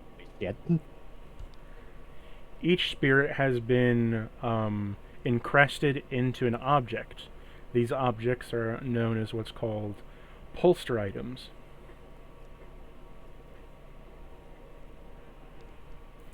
They are objects that have been fully saturated by energy and magic of the dead, and then, instead of just simply possessed, have been now made their true new body.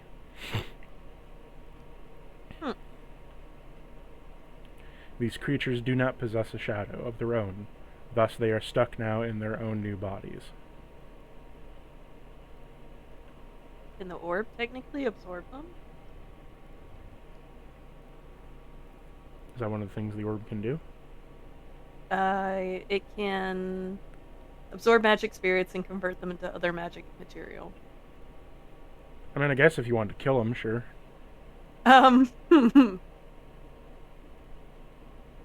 Yeah, I guess if Does you she wanna know that kills them? Yes. Okay. Then, no. I don't know, Lena. It says it converts them into energy. What do you think? Magic material, not energy. Ah, yes, I don't I've know, taken it this says animal and turned it into a fossil fuel. It's still alive. Yes, I've taken this person and given If I put them... you in a meat grinder and all that comes and- out is your eye. I've taken this person and I've forced them through a gate that leads directly to the afterlife.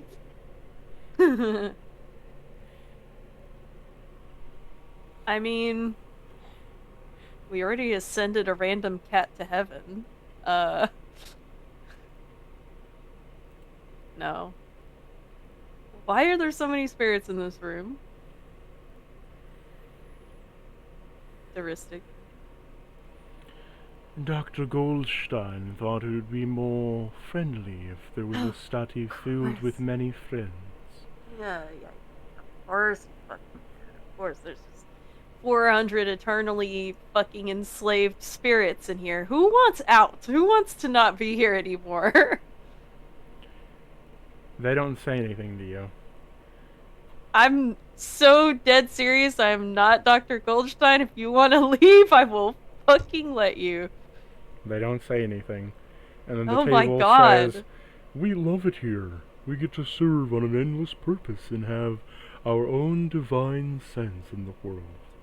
We get to live and exist where we have specialized jobs and everybody can use us for those jobs and we will never be thrown away again."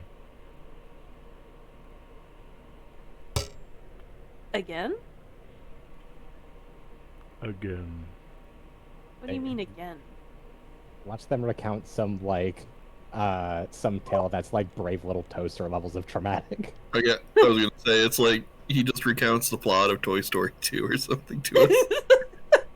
Heuristic tells you each of these items, these things as they are now, were once magical items, spirits and or creatures that were thrown away by adventurers, other people or the known world, and tossed into a dumpster, where then they were left to rot and die, chained to that everlasting shadowy place, And then Dr. Goldstein gave them a new home and purpose.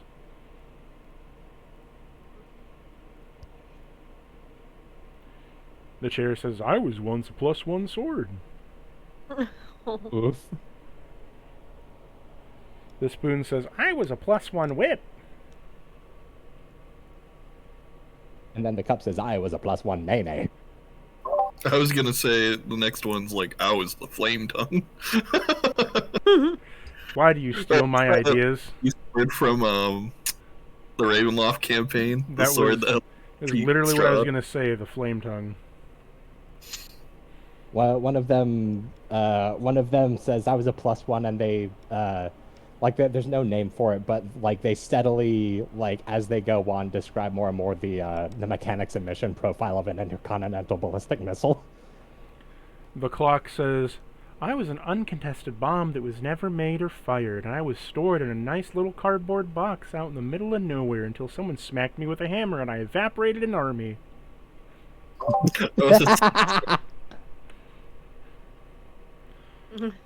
Sounds like the type of bullshit he. Oh. You know what? No. So. I was once a teapot until I was thrown out a window. That's not fair, but, I was once a frying pan that a warlock shot a firebolt through. Why? And then the other chair says, I was also a frying pan when the wizard cast fireball. Oh. The Well, rug says, I was once a set of drapes caught in that forest fire. I was glad once to know you all are found family. I was once a pair of orphan's shoes, and then the kid that was wearing me got fireballed. Why do you take all the best things? I just want to add the forest fire was caused by a sentient stove. One of them says, I was once a pair of shoes, but then he drowned. But then he drowned. Okay. And then one of the chairs says, I was once a collar around a dog. Then the carriage came. Oh. Hey, so I can't go through all 400 of you while I'm sitting here. I sadly have legs that need to move on. Can... Oh. Okay. You know what? And she looks down at the utensils and the plate that she cleared off. She's like, would you like to come with me in my pack? Your what? In her, like, adventurer pack thing. Her backpack, essentially. All of the plate kind of looks at you and says, well, Looks. you see, like, the resemblance of the plate kind of, like, bend a little bit up at you. It froze its brow. It rotates until a particular, like, hairline crack that's in the side faces you. It just says to you, well, I wouldn't mind going. I don't want to leave all of my brothers and sisters behind. I mean, it doesn't have to be you if you want to stay. I just think if you guys at least, I guess, enjoy your purpose, then some of you might want to enjoy it while adventuring. The musket on the wall says, oh, can I go? There's a musket on the wall? Yes. Sure. The other one says, no, don't let him go. What, so you could go instead? No, because he's going to kill someone. Oh, I mean... I promise not to do too much damage. The musket says, I'm spectacular for home defense. I mean, that's kind of a given. He's a gun. He's gonna kill somebody. He's a The deer on the wall says, I wouldn't do it if I were you. Why? The bear says on the wall, because he shot me. I mean, I'm sorry, but what about another bear that attacks me. No, I was trying to use him and he shot me. Oh. Um, Then you see an alligator know what? say, "How do you think I got on this wall?" because you tried to shoot him, or you were being I tried shot to load at? him, and they heard a shot, and then I found him and got shot, and then I came looking and got shot. Oh, there's a strange amount of anthropomorphic animals all saying that they got shot. Like every single time it happened, like there's this faint chorus that just went, "What you say?" Can Lena use the orb to see if there's a curse on the musket? Sure. Roll me Arcana. Arcana. I'm actually good at that. This is the most recent 15. incarnation. This is the most Yes. recent incarnation of the fuckface force. There's a curse on the musket where anything that is shot from it returns to the sender. Oh.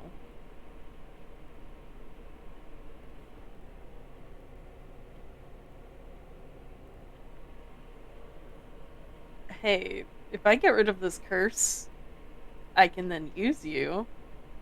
If you want. That's no fun.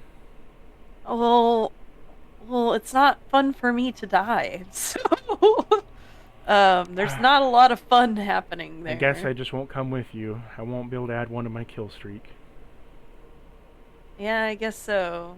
I mean, if you shot me however you would have, I would have probably just taken your fucking spirit and turned it into fucking magic rope. The book says from the So- corner of them, "Oh, can I go? Can I go?" And the inkwell says, "No, you can't. You're the guest book." Oh my god. Does anybody at all want to leave this fucking room? Otherwise, I'm just leaving, and then you'll probably just be here forever. Why don't you stay and have a drink? Now it just sounds like I'm getting roofied. As a couple of barrels roll over to you and thunk into your side of your foot. No, we're going from Beauty and the Beast to Coraline. Yeah, exactly. I thought when you said something was rolling over, it was literally the fucking roofie container. The fucking till. It tastes where? The fucking chloroform rag is slowly floating towards my face.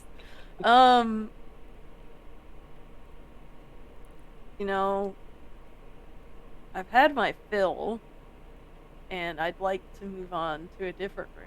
However, now that I know where this place is, kinda, and, kinda own it, I'll be back sooner rather than later.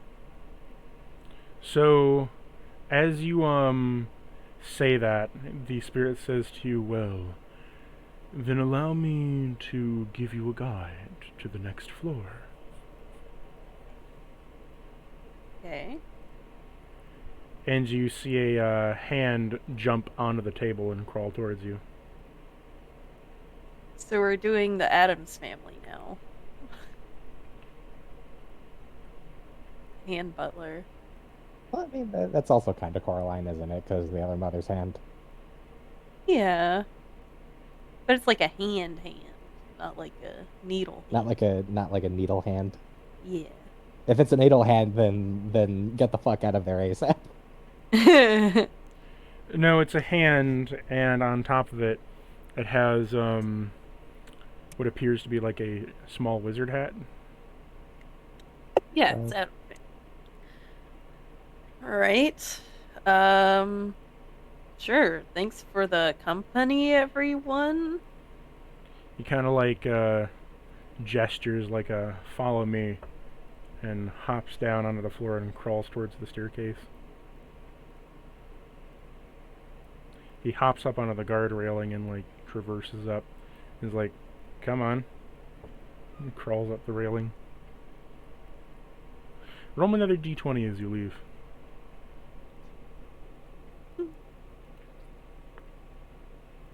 Four.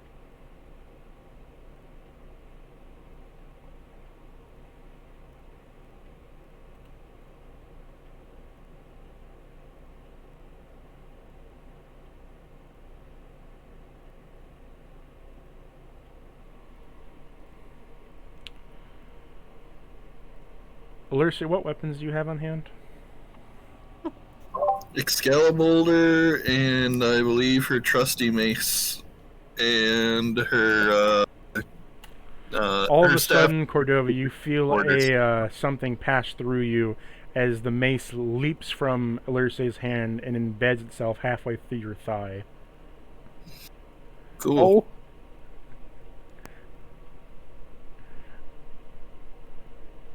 Wait, ow? Question mark? You don't take any damage, but you are bleeding. That, Yeah, I told you this place is fucked. Lena comes out looking like a squeaky new little baby, plump little baby, and then everybody's just like beat to fuck. You know, the thing is, I don't know if they're leading you to a good place. They just took you upstairs. Abelard comes Yeah, back we're- and says, "Dearest Alerce, how do things fare over here?" Oh, the usual brand of awful. How about you? Is Lena behaving? Of course she is. I trust Lena her. So. is doing well. She got some food from the kitchen and is currently exploring the rest of the mansion. so, Yeah. things She's are my actually most going. fun, and I know I don't say it enough, but I appreciate how she always keeps a cool head and takes such good care of you. And He looks to Cordova. Why is there a mace embedded in your thigh? Things are actually going profoundly poorly, and I think we need to get out of here as soon as possible. You fucked up. But we haven't talked to Sir Orcus yet.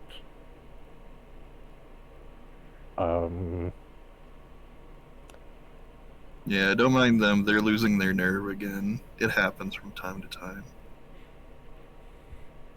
Something is Sterling is just now remembering is Brume's tried to stop him from coming into this room. For some reason said someone was taking a private meeting, which doesn't make any sense. It was us. We were doing the private meeting. Did you tell him that?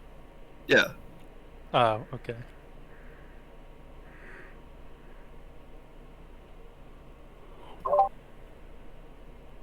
What's going on? Oh, he was just confused still about the private meeting, which was you and I having the one-on-one last session. Oh, yeah. But yeah, she is like still asking Broom if she could request an alcoholic beverage, and she says make it big and strong enough for even this big guy, and she pats Cordova. Just enough to knock him out. Very well, I shall alcohol fetch you poisoning. something from the bar. Can I make it big and strong enough to give me alcohol poisoning? Before Oh no, I... this is dear. Instead of me fetching you something, why don't you take your time and go to the drinking lounge? I'm sure Mr. Swatch would love the company. Hey, that's where I was. How much longer until we can meet the Manor Master, then leave? For I've gotten word from Sir Orcus that he won't be available until tomorrow, so he's offered you a room to stay the night.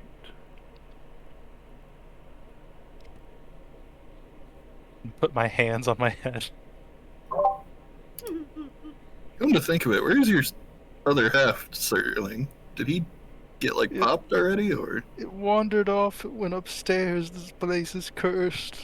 Everything's going wrong.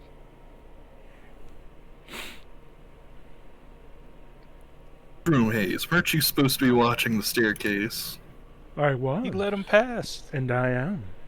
Over there. And he points to How'd himself you at the do? staircase.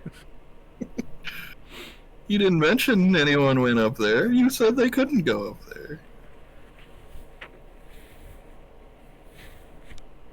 The one you are referring to is not you, but a simulacrum of the dear master. He's being Simulacrum of me! Of me! He's being put to the simulacrum vault. What? So why is there a smiley acorn vault? The dear master does enjoy making a good many figures, and practice making simulacrums with wax. So we put them into the vault of simulacrums.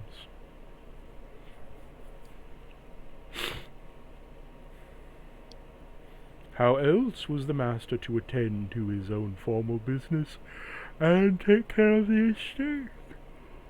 A simulacrum was needed.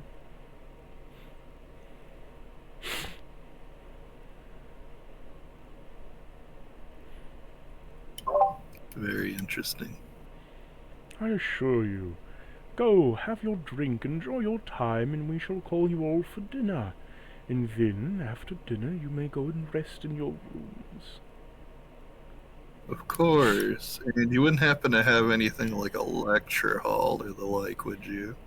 A lecture hall, we do have a meeting room to the north, or if you prefer something a bit more relaxing, we do have a relaxing lounge to the northwest of the manor. The relaxing lounge is for less formal attendance, or if you prefer to smoke your time out, we have a smoking study, or if you prefer the more musical variety, you may enter the ballroom, and I do believe there's a dance going on tonight, if you wish to attend that. Oh, it sounds lovely, but I don't think we need to relax right now. I think we need to talk some things out among the group. Please head to There's the north. daggers at Sterling and Cordova. Please head north of the main hall. You shall find the meeting room governed by Reverend Anderson.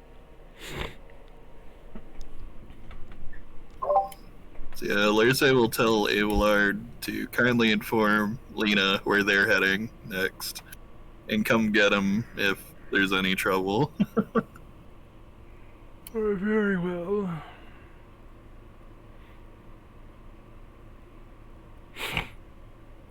Off you go to the meeting room.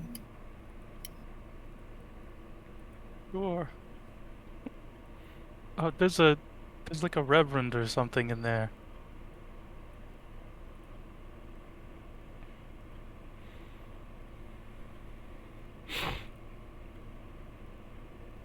Where are we going? Meeting room. Yep. Yep. Straight up. Oh, sorry. Grabbing my token didn't accidentally grab yours. That's cool.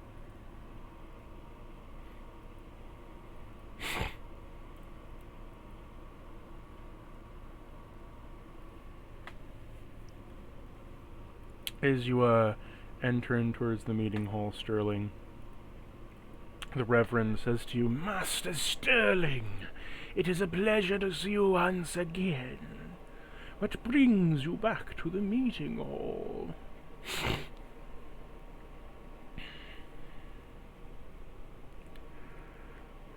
I need the room for a meeting. Very well, very well. I shall lock to the doors. Please get your friends inside. I'm stuck behind the main hall. Let me see if I can grab Lairce's. Okay, I got it. Yeah, I don't think the main hall was thrown to the background properly. As you enter in, the doors close as a wall of blood erects in front of all of them. Wonderful. Now, Sterling, Cordova, take your seats. A really big table.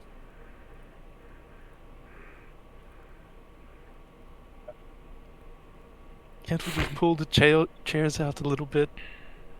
The Reverend takes his seat and says, Now, Master Sterling, Please have your guests take their seats, and we shall begin the meeting soon.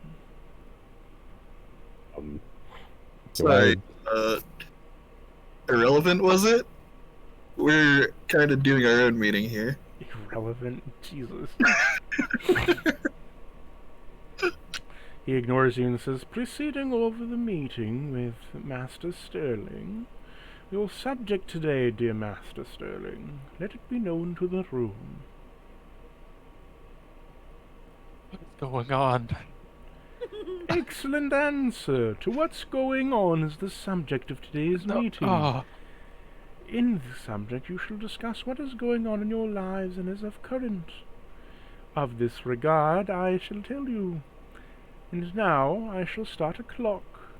As he waves his staff around, and a clock of blood begins to slowly We drip drop from the ceiling. silence on them, and we just go back to where we. As a bloody clock of gore drops from the ceiling, made of scar tissue and bone, as it ticks forward, and each time it drips a drop of blood onto the table. Drip, drip. are we being timed? What the fuck is going on? It's only Helps a with them. formality to record how much time has passed in the meeting. Now, I shall alert the cook to your refreshments if needed, and you shall begin your meeting as of now. I shall be waiting outside. He then warps into the ground and then warps outside through a puddle of blood. I'm just gonna turn on and be like, look, I'm pretty sure he can hear everything we're saying. There's like blood that comes up through the floor that's him or something. Yeah, that's This fine. place is fucked. So where Shows were these- we? Oh Look yes, fucking tiny. you two. We need a heart to heart. I don't think you two have been learning your lesson, and I've been trying the gentle parenting approach. Look, I gotta. Trying to respect your autonomy. I've been trying so hard, Sterling. And she's What just did I up do? on the shoulders and it's all up in your face. What, Can't you see how much I've been trying to be patient? I didn't even do anything. Look, I got a message from my patron about something about a rift and Cordova, and then I went to go find you guys, and I walked in, and some person I had never seen before said he was going to kill Cordova, so I banished him so that we could cool our heads off and then have a discussion, but it turns out that was a really, really bad idea. You two still seem to be under the impression that every time something bad happens, it's a coincidence, it's you two. But you two keep separating from the group, and whenever the evil god of suffering makes you a deal, makes you an offer, you don't say no, like Luna and I do. You don't say, get lost. I've never agreed to one of his I'll deals. hear you out. This better be good. I'll get back to you on that. And then you come crying to me, just like Cordova over there. And you go, I'm going to say, please fix this, or else I don't know how this happened. I've never gone Say. crying to you. It's always when you do. I'll say. Yes, Cordova. I didn't ask you to fix anything for me. That's quite the selective memory you have. Fuck you, I'm not trusting you with anything again. Didn't trust me in the first place, Cordova. I feel like I've gotten in between something. I'm just gonna back up. No. If you recall, you made an agreement to hear out the King of Withering. And then you listened to him and you said, oh, it's so sad how he can't leave and he's currently holding up our continent. We should find a way to let him go. It was an idea. It wasn't. The thing is, you two keep leaving the door open.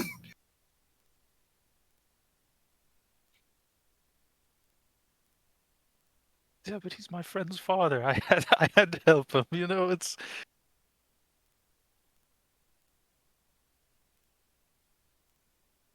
No, you are right.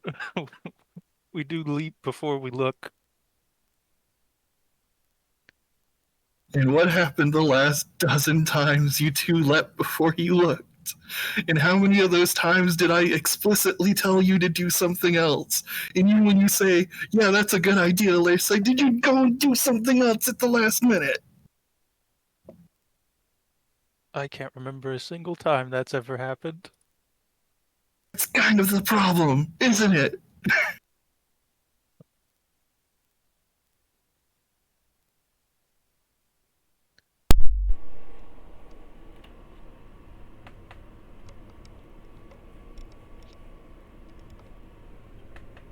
So that's why we're having a little meeting, and I'm going to go through it systematically so that when the next time some spooky evil god of suffering or the like says, hey, I got a new idea for a fun activity we can do, you have the common sense to say, hey, if the evil god of suffering is coming to me and he wants to do something, the results are going to be lots of evil and suffering in the world.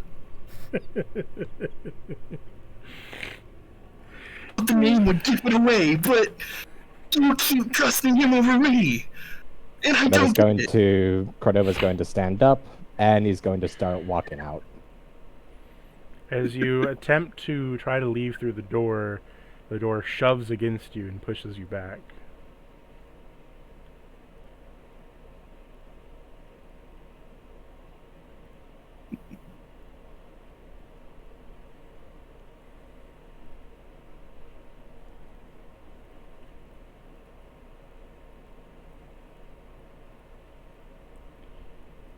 You then try to push again, and the door shoves you back.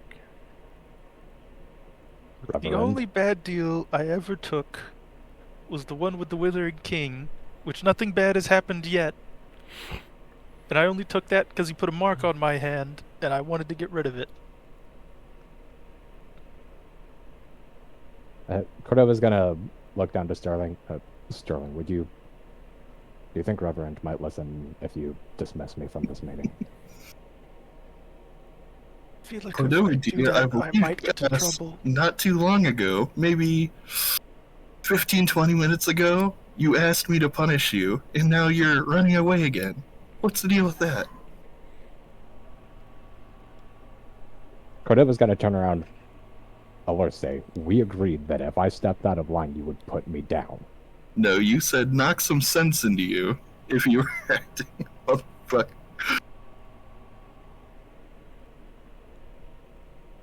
And if you want it so bad, I have plenty to give. Going to be lifting up Excalibur. Just the brunt end of the axe. Cordova's going to squat down. You want to take your shot, give me your best shot. But do not give me an earful over doing anything that it took to end the pain after suffering the worst torture of my life. That's a convenient for 12 time. For what about 12 89 times before it? For 12 minutes that felt like a fucking eternity. I could not sense literally anything else. About the time you made the deal to bring him into this world, when you already had a plan in agreement with the party to let Mercule handle it in the middle of a divine intervention. What about the time that you swallowed a gem full of soul, or shadows, whatever the fuck, right as you were hearing, hey, this could just be like Sluffberg, where everyone was happy and fine before Nosh invaded? What about the times before that, and before that, and before that, where you were told by your ring spirits, by the blood dragon, by me, and by everyone else, hey, maybe cool your jets. What about yourself? When you said, I'm not going to be doing this kind of stuff anymore, let's say, I'm tired of being monstrous and accidentally doing evil shit that I can't control, because I'm going to stop feeding into it before it gets to that point. And then what did you do at every chance you had something in front of your cob? You tried to shove it down there and convince us it was a good idea.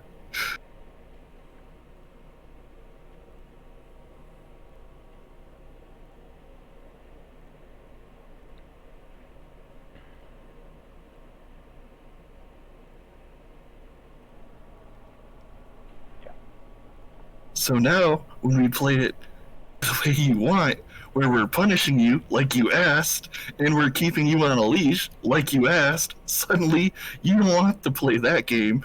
You want to wander Want off to again. fucking die. You don't want to take responsibility. I want to eliminate any chance of shit like this happening again because it keeps happening over and over and over again. Yeah, and the reason is because you're not learning the lesson. You don't even want to entertain the idea that there's a lesson to learn.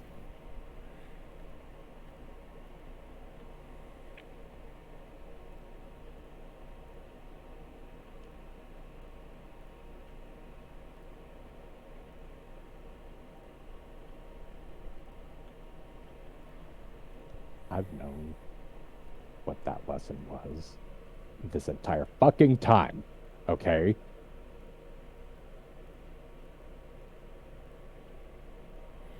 I'm just finding it fucking impossible to control myself. That is why I want this to end.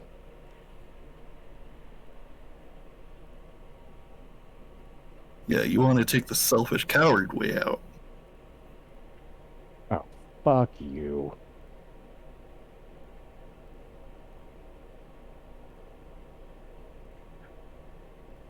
As I am right now, and as I have stood over the last several months, the entire time I have been the exact profile of creature, of monster, that the old me and every other fucking member of Electrum Feather would have engaged without question. And whose To death. idea is that, Cordova? You said you wanted to be a big monster for good.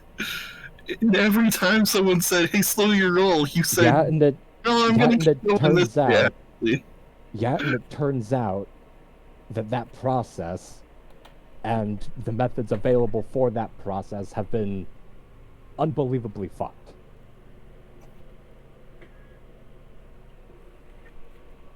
If you just Do you wanted to think be a do you big think a bird, day- every other air cucker in the...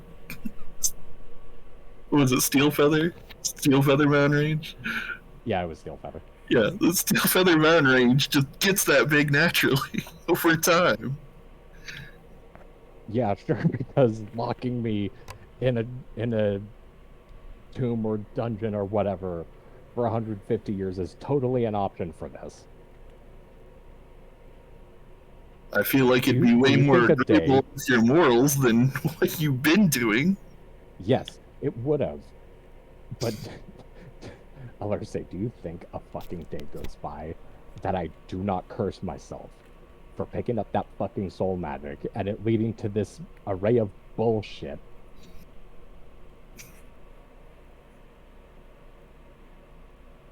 That's what you're doing. You're pinning it all on one thing again out of your control. And what did Hodor say to you back when you tried to No, block? that was your that was sword? a choice that I fucking made.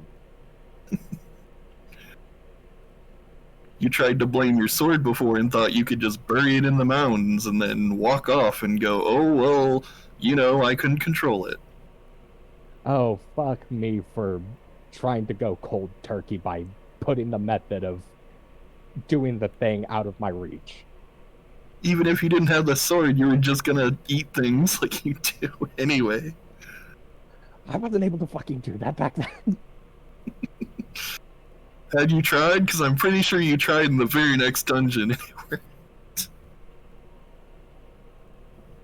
Yeah, at least I wasn't fucking succeeding.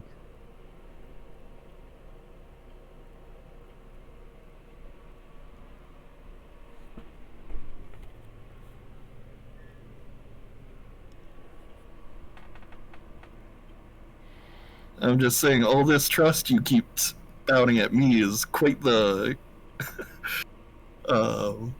what's the term? Quite the convenient thing when it's you. I trusted you. I did all these things because you asked.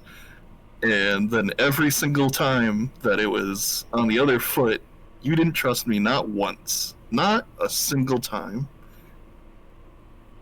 And then you come back to me and you say, well, there was nothing I could have done about it up to this point.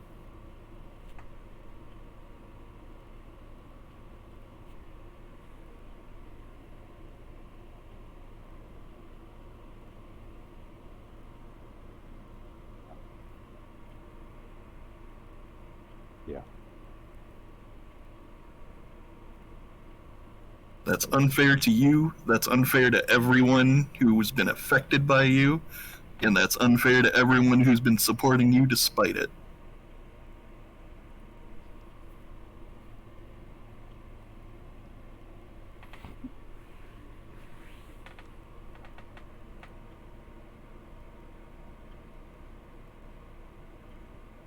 If you were to go, it wouldn't just affect you, it would affect everyone here and everyone that you could have possibly saved but chose not to make amends, even a little bit, for everything you've done, for good or for bad. Kind of like looks to the side for a second and then fucking like ducks his head slightly. Is like, oh fuck me, I just realized something. Realize that if I wanted to hurt you, I could summon a giant fuck all dragon and knock you over the head and drag you some. Oh no, I knew that. If anything, that was one of the reasons for me killing myself. It's that you'd be fine by yourself.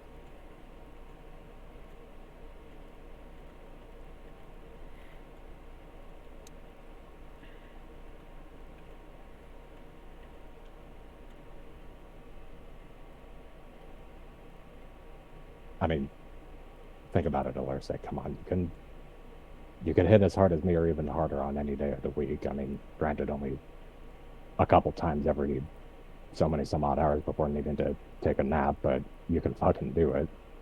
But you know better than I do. Back in that village, in the Steel Feather Mountain range, I'm only one person. I can't be everywhere. Yeah, you've also got all that shit that you command. You've got armies that you can raise at the drop of a hat. You've got multiple things that are in or above my weight class that you can call to your aid at any moment. I'm just the most morally bankrupt one. I'd still debate that part, honestly. Are you sure? Are you sure?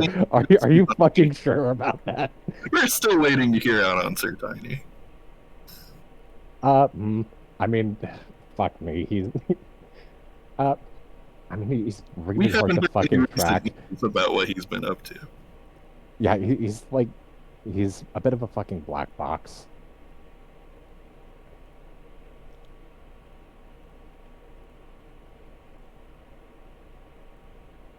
So what do you say, Cordova? Will you be my second most morally bankrupt ally?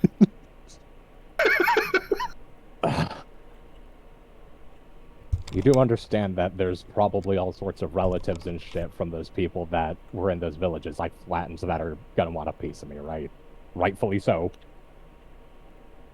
And you can apologize to them, and I can catch their names, and I can try my best.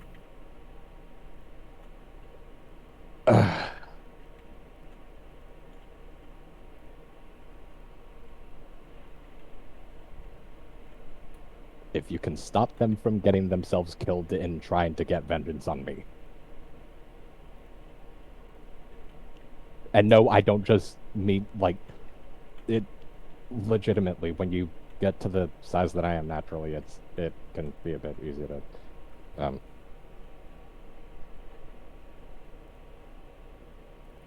oops has become a lot more catastrophic. I mean, in the physical sense, not, yeah, you're already very right on the bit that you were talking about.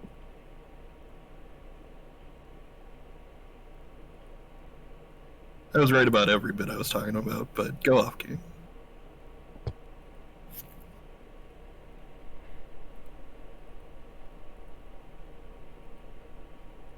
Now, while I got you here, how about swearing an oath to Mercule?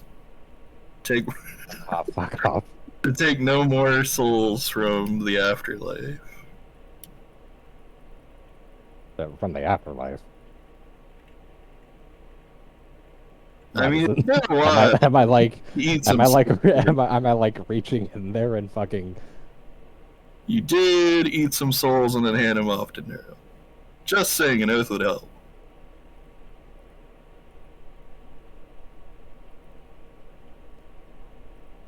Cross my heart, hope to die.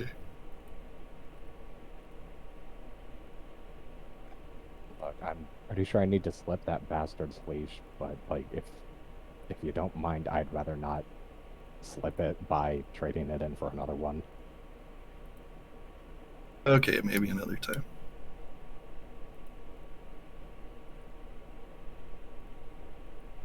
That's another thing if I can fucking slip the leash that I just got myself into, need to figure out a way to do that. You hear a soft voice in your head, Cordova.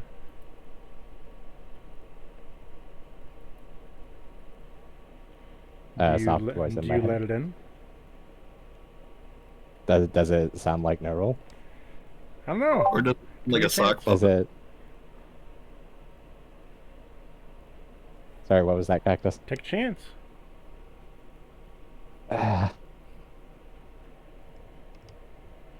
Isn't taking chances what got him into the situation? I don't know.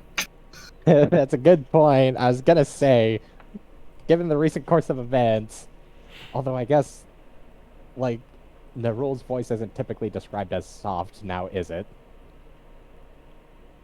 I don't think Neural needs your permission to enter your mind anymore either. That's also a good point, actually. I doubt he would have the. When I you doubt say he would be slip so the polite collar as off, to knock. he says to you, "Oh, you can try to slip the collar off, but we have a deal, Uh-huh. and I'll be using you quite extensively." Deal's gonna be broken. Deals were made to be broken. He pats you on the back and says, "Oh, you're so fucked."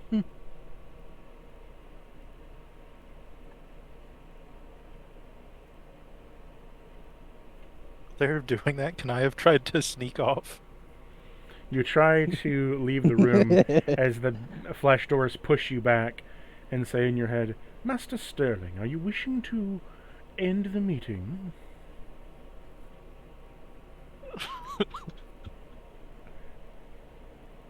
Yes. Very well. As the doors unfleshify and the Reverend comes back in and says, "By the clock of striking in Master Sterling saying so, the meeting has been adjourned.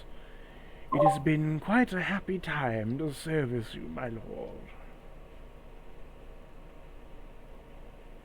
Make him sound more pretentious. Go, yes. Sterling, you step out that door, you remember what happened in my class to the unruly students there, right?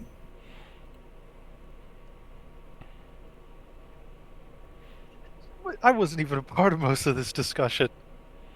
With respect, Whose fault was it? this mansion really seems to like him.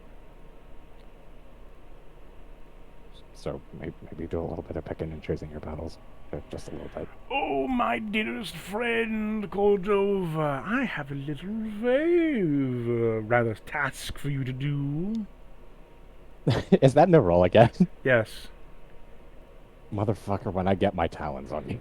"Oh, you can try, but we have a deal, and I get to call upon you whenever I want." Ah, brilliant. He smacks you on the back, and you get shoved forward through a portal of shadow. Holy shit! No. And upon which you reappear 3 minutes later covered in blood. Son of a bitch! Like Your Wait, counter, Can we Okay, stop well- that from happening? your counter went up 50 shadows. okay, so, other funny thing. Actually, that I just realized. In your cloak, clean that off you. I mean, probably.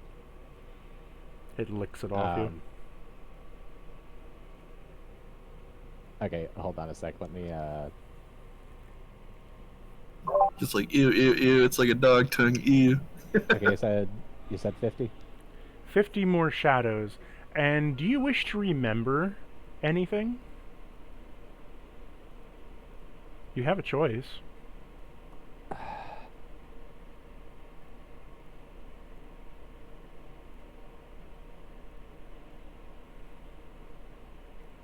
I feel like for the sake of accountability, he's going to choose to remember. Roll me a d20. Oh boy.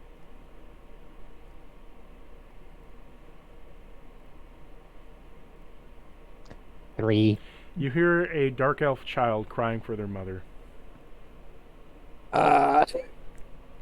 Okay, yeah, Cordova's gonna fucking... Alerse, You invaded a talk druid me out grove of and it. stomped them out. Literally stomped Fucking- them out. Yeah, like, Alerse, talk me out of it right now. I'm reaping for fucking faulty barrel, I'm gonna blow my head off. If you do that, I'm going to life transference until the blood dragon comes out. And your plan's not going to work, because then he's going to wrestle you to the ground, even if you wanted to. Okay, also, adjacent note that I was about to bring up, Cordova technically left the mansion grounds. Yeah, that's why he's getting big when he leaves each time. Yeah, so, if 3x3 was large, question, like, what's monstrous on this You map? come back the same size as you entered the mansion. Yeah, it happened last time as well that way. Or you got returned in a heap on the ground over here at the same size.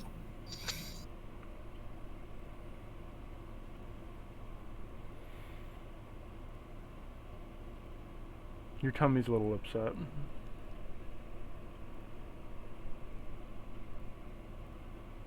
I would be inclined to try and throw up, but something tells me that would be a bad idea, given my current understanding of my biology. My anatomy, or whatever the fuck the term is. So Fuck fucking your blasted. Hey, you're uncursed now, as you can open up your hands. Nice. Yeah, To see where that was gonna go. I was purposely not uncursing him just so he'd have his hands stuck together during the argument.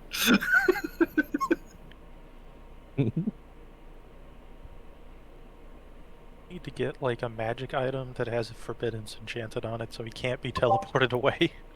As Cordova returns, you see the spiked in Infidels Converted has also gone up. That's a good point. Next time we do a long rest, I'm throwing Forbiddance on my weapon, and we're just gonna keep poking Cordova.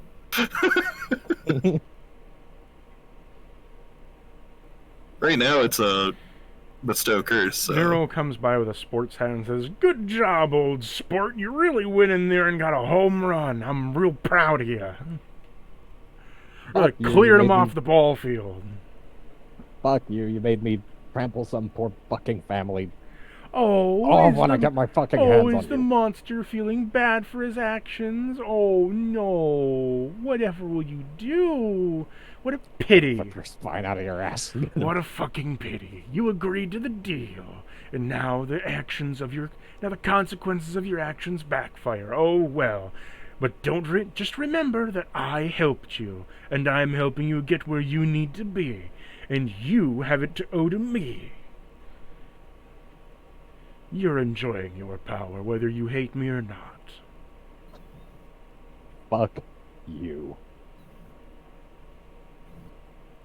Oh, I'm gonna rip your spine out of your ass. He whispers into your ear, "And if you try, I'll send you somewhere worse. Think of it like this, Cordova. I can send you where I please, wherever I need assistance. So would you rather I send you to bandit camps full of evil little drow and droves, or should I send you to an innocent village on the capes so filled with elderly? Make your decision and clear up your tone."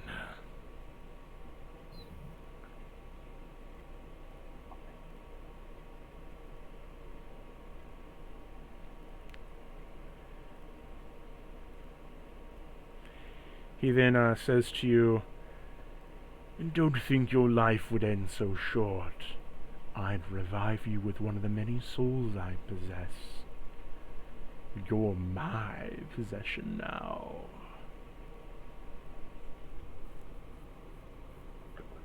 feathers. Like, Cordova's plume is gonna fucking bristle for a second in agitation. He's gonna keep his beak shut because he like neural outlined exactly where shit talking is gonna get him. He says, "Good boy, you understand. Excellent." And he disappears. Did I hear this one? Because the last few conversations between him and Cordova were purposely not allowed. Alerce was purposely not allowed to hear it. You do not hear this one. Do I hear it? You hear it, Sterling. I at least see it being agree to. and Cordova getting angry, right? You see Cordova Yeah. disappear and reappear covered in blood and being absolutely fucking furious. 3 minutes later, and he's like talking some mad shit to like some empty space until he eventually quiets down, but looks still incredibly pissed off. Yeah, it's just like I'm still just can't wrap my mind around it. Sterling, can you remind me what you said earlier in the mansion? I'm gonna keep an eye on Alerce. What exactly were you worried I was gonna get into that was anywhere near what you two do? Well, I was more worried about you like getting lost somewhere or going somewhere you weren't supposed to, not making deals with elder gods of evil. Oh, and what did you do? You wandered off? Well, everybody else left. The simulacrum got lost, and you said I'll deal with that later? My connection got cut off. I couldn't do anything, and they wouldn't let me upstairs, so...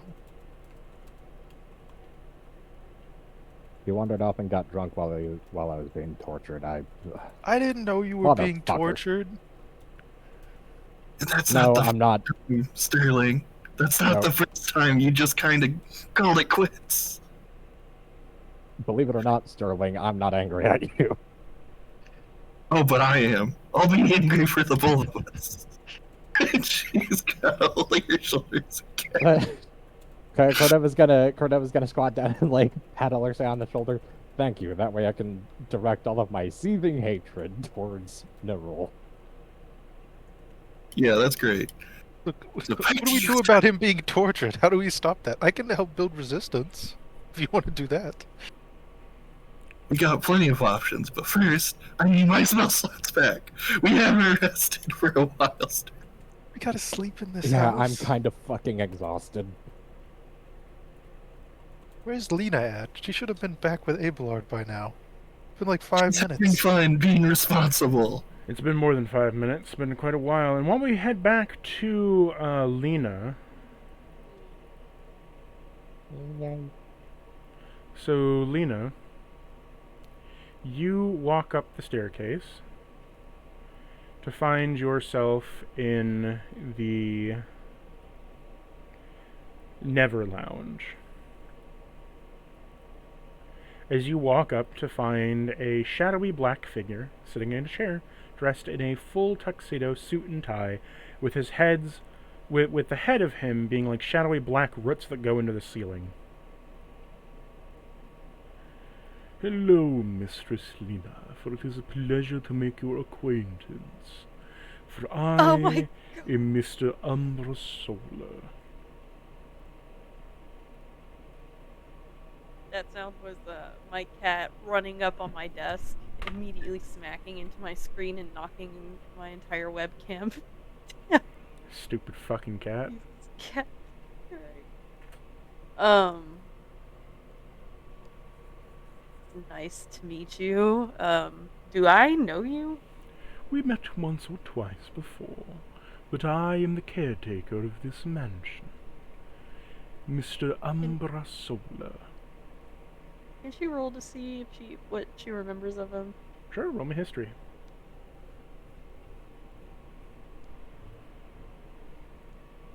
Nine. You Damn. have hazy memories of Sir Umbra, as he did occasionally walk around the area, and you always saw him, but he would wear a white mask. He never showed his face. He always wore a white mask, but he was well-dressed, well-mannered. He said hello to you, gave you some candies every so often, and you would sit down sometimes for tea, but he was rather boring, as you found that he mostly would just read history books or would talk about different bits of news here and there around the country, and that was rather fucking boring to you. Oh yeah, you're that white mask guy. What happened? My mask broke, and me and myself did a little bit of a split, so here we are. I am one half, and another exists elsewhere.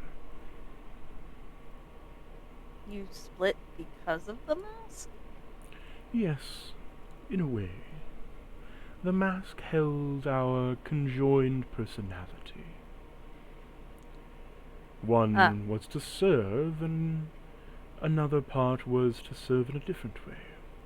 I am the caretaker now of the mansion, holding its structure, its form, its magic, and everything else in place. And my brother, my other half, is the main servant and butler of said estate. You may have met him, Sir Broomhaze. Yeah, I remember him different, though.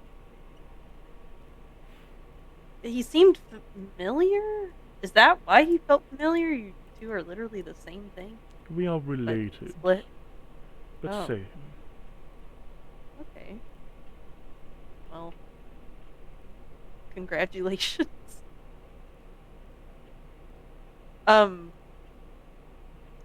Yeah, I was just kind of walking around and just rediscovering things, I guess, because it's been quite a long time.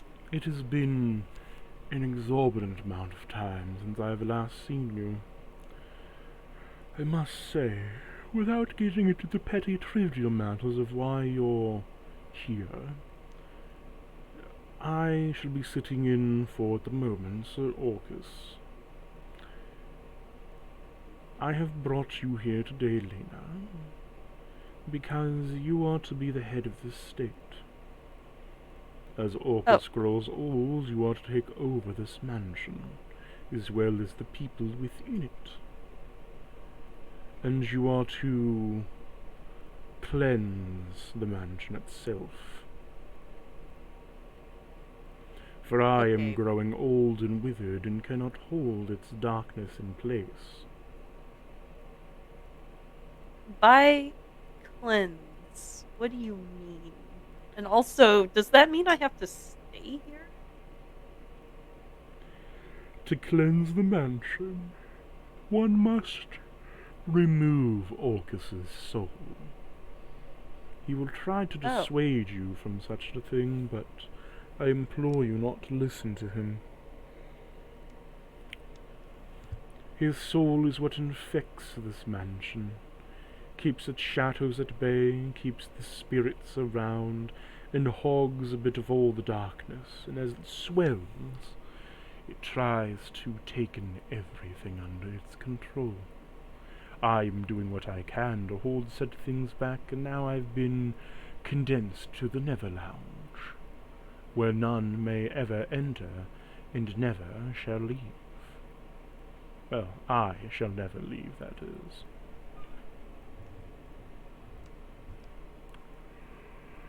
I'm sure you were in the unfavored study beneath us. It's unfavored because of all the living beings there. Makes one rather uncomfortable. Yeah.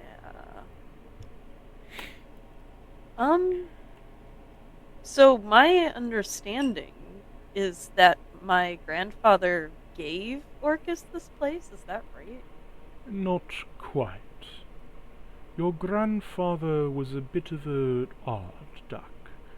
He wanted a place to visit, have a home, and do his research.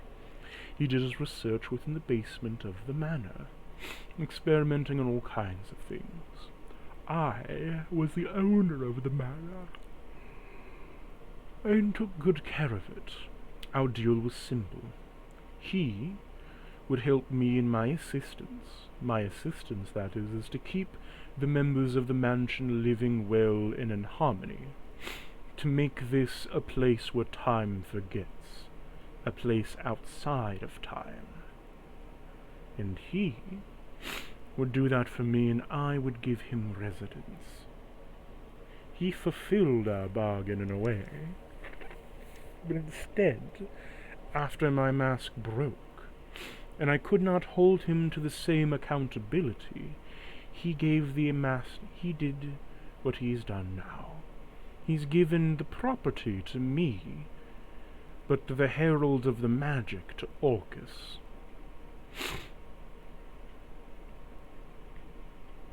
As Orcus. a temporary fix of sorts. As a fix to not make it so we could renege on a deal.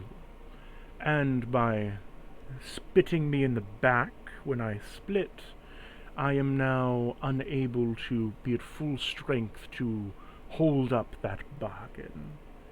Orcus is slowly dying, as the field was not made for him.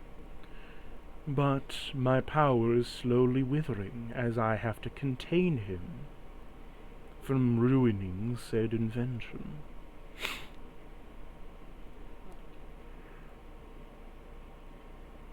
So seal the guy to ensure the deal is kept. Yes. Question mark. Okay. But this estate would be given to you, as by agreement, when he made said invention, when eventually his heir would come about, I would hand over the estate to them. You have come about. In your return, thus this estate shall belong to you. But before I can give you said deeds, I need that creature gone. Does him being gone affect anything that happens in this manor? If he is gone, the manor itself will have less magical potential. Things would wither in certain places. The stronger beings themselves would stay the same relatively, but, for example, the spirits below, they would slowly dwindle till they were naught but normal appliances. The same would be said of the spirits that haunt the shoe room or the haunted study. The spirits in there would slowly dwindle till they only represent their books. The same can be said of any of the other haunted locations where magic is strong and prevalent. They would dwindle to where they were before, either sealed within books or better within their purpose.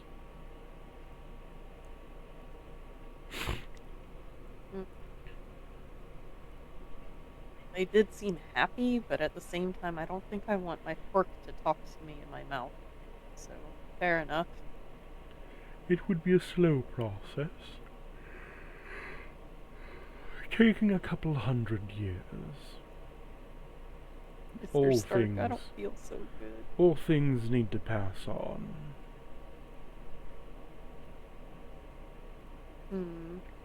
The manner of my gift was not to make life unending here. It was to make the property itself unending. A place where the perfect summer home always stays the same. The people may change, but even when I die, the manor shall reincarnate me into someone else, and I will serve a similar purpose. That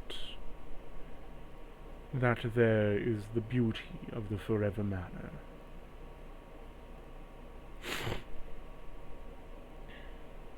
So while I may pass on, and your memories may fade of me, someone shall take my place who is rather similar in nature.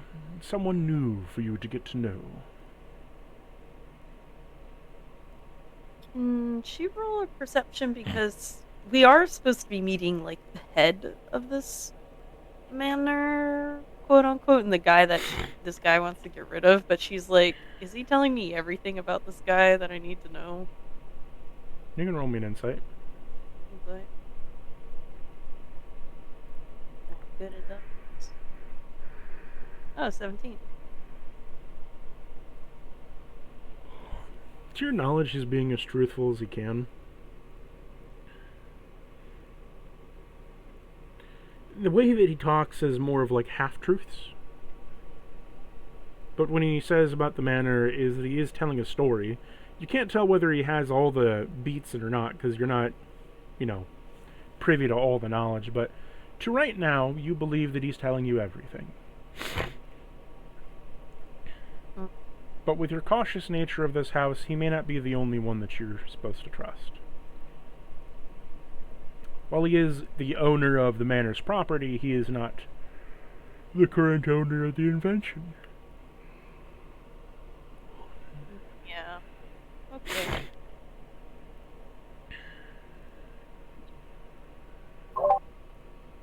Just like Q cutting over to Larissa, just like, why can't you be more like Lena? And we cut right Abelard back. comes to fetch you. Miss Lena, the others are awaiting your presence. Yeah, it's been a minute since I've seen them. They're probably confused, as am I. Thank you for your time, Mr. Solar. Sir Umbra Sola. Well, I'll probably be speaking to you again in the near future. Very well. I shall see you later. He claps his hands and you're engulfed in darkness as you're warped back to the main hall.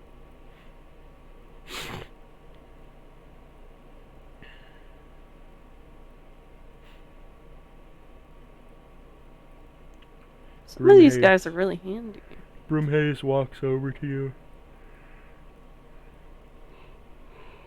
Mistress Lena, your friends are currently within the meeting room conducting a rather important meeting. Would you like to enter? The meeting has just been adjourned. Oh, I guess so. Very well.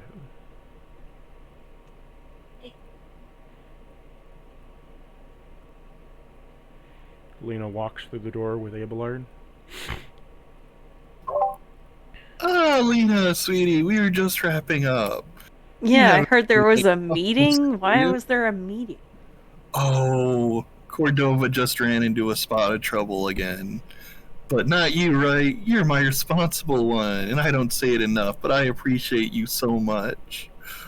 You're always taking such good care of Abelard and keeping a cool head, not falling for any supernatural schemes.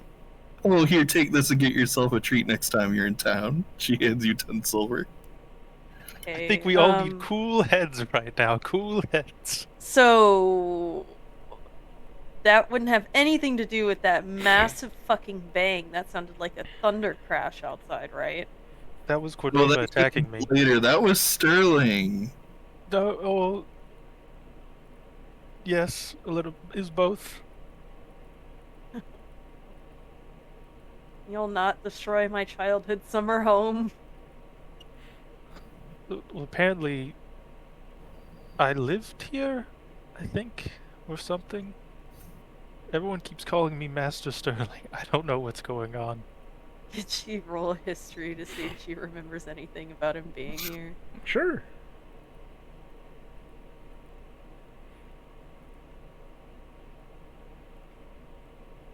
Dirty 20. You don't remember anything. I don't think you lived here while I was here. It has been I mean, yeah, a long time. It's a 2,000 year gap. They said they saw him a few months ago, and you were 2,000 years ago. Yeah. Speaking of, we're gonna need to figure out what to do about who we're meeting. Besides your meeting, I don't know what the fuck y'all were doing here. Oh, I was just reminding your friends not to make deals with the evil god of suffering. I would hope that's common knowledge. I didn't make a deal with him. I didn't make a deal with him. She's going to remind you again. You did literally make a deal that you would hear. That was a different god. That was a different god. That was a different god of suffering, not the same one. First, that you would hear out the King of Wither. That wasn't a deal. He gave me an invitation. He was like the middleman. He was the courier. So besides your personal squabbles, did you guys talk about anything about what we're doing here? Uh, Well, I asked for a drink, but Mr. Broomhaze has been quite slow to bring it. we also lit a soul for or a world fort, but that's a different matter. There's... Where? What? Do you know what a soul forge is? Does Lena know what a soul forge is? No. Does Abelard No. still forge you? No. The fuck are you talking about? I mean, it sounds like some bullshit that would be in this fucking house. I will pull out Alerce's notes that she's been canonically doing for like the reports. And now Lena has access to the fucking homebrew archive where I mentioned the forges. I'll try to find them and then link them. But TLDR, from what I recall, is there's 5 forges, and every time all of them get lit, technology advances rapidly to a point where some kind of weapon gets invented that basically blasts everyone to the Stone Age, but with a bit of a save plus, because some objects still linger. Yeah, so it's eventually that object that blasts everyone to Stone Age is just gonna blast everyone. And It's gonna end everything, but such objects includes Excalibur and the rings that we have with the heroic spirits. Hey, so what the fuck? And you need the forges lit occasionally, just like 1 or 2, for certain epic level items to be created. And it I seems actually like we needed the might light need one forge. to be used to create Grima's Truth, which is a super special weapon to take out Grima. Wait. Where is the forge? That's the dang thing. We haven't actually run into any. We just keep hearing about them. No, My like you just said you impression lit... was that, like, well, here's the thing. Certain things happening tend to light them, and my impression was that, like, they were up in the heavens or whatever. I believe we asked about where they were before, and Cactus just said you don't know. You don't know. Yeah, which implied it was on the world map somewhere. We just don't know the spots. But we have Yeah, heard. Well, Cradle Lena's was like, just- how the fuck did you even do this? I was barely even gone.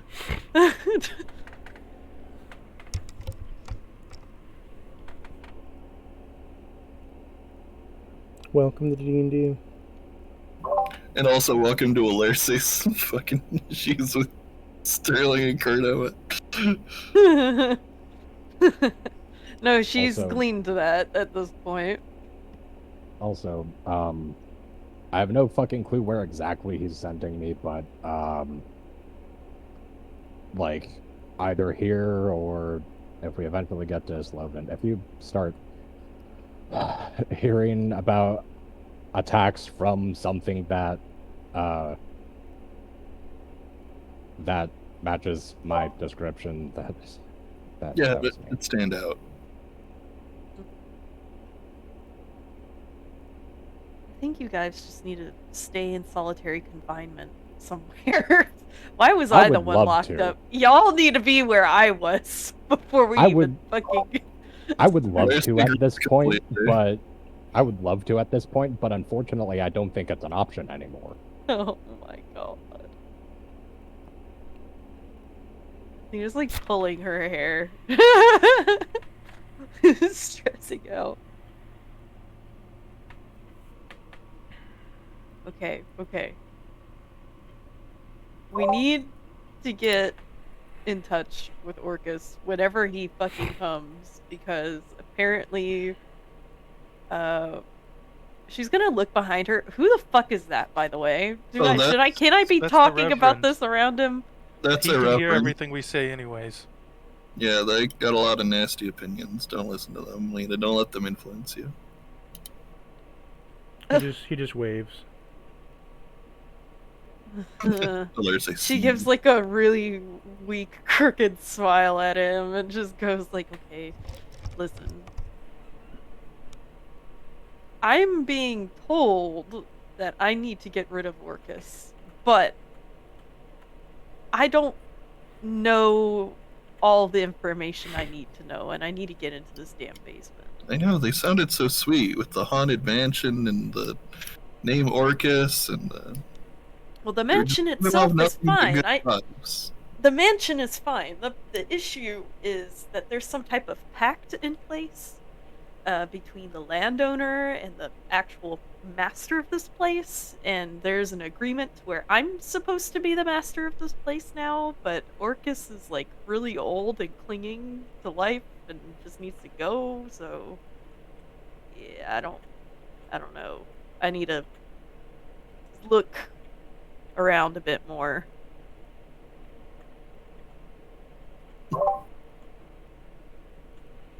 Y'all like not fucking end the world within the like night that we have to be here.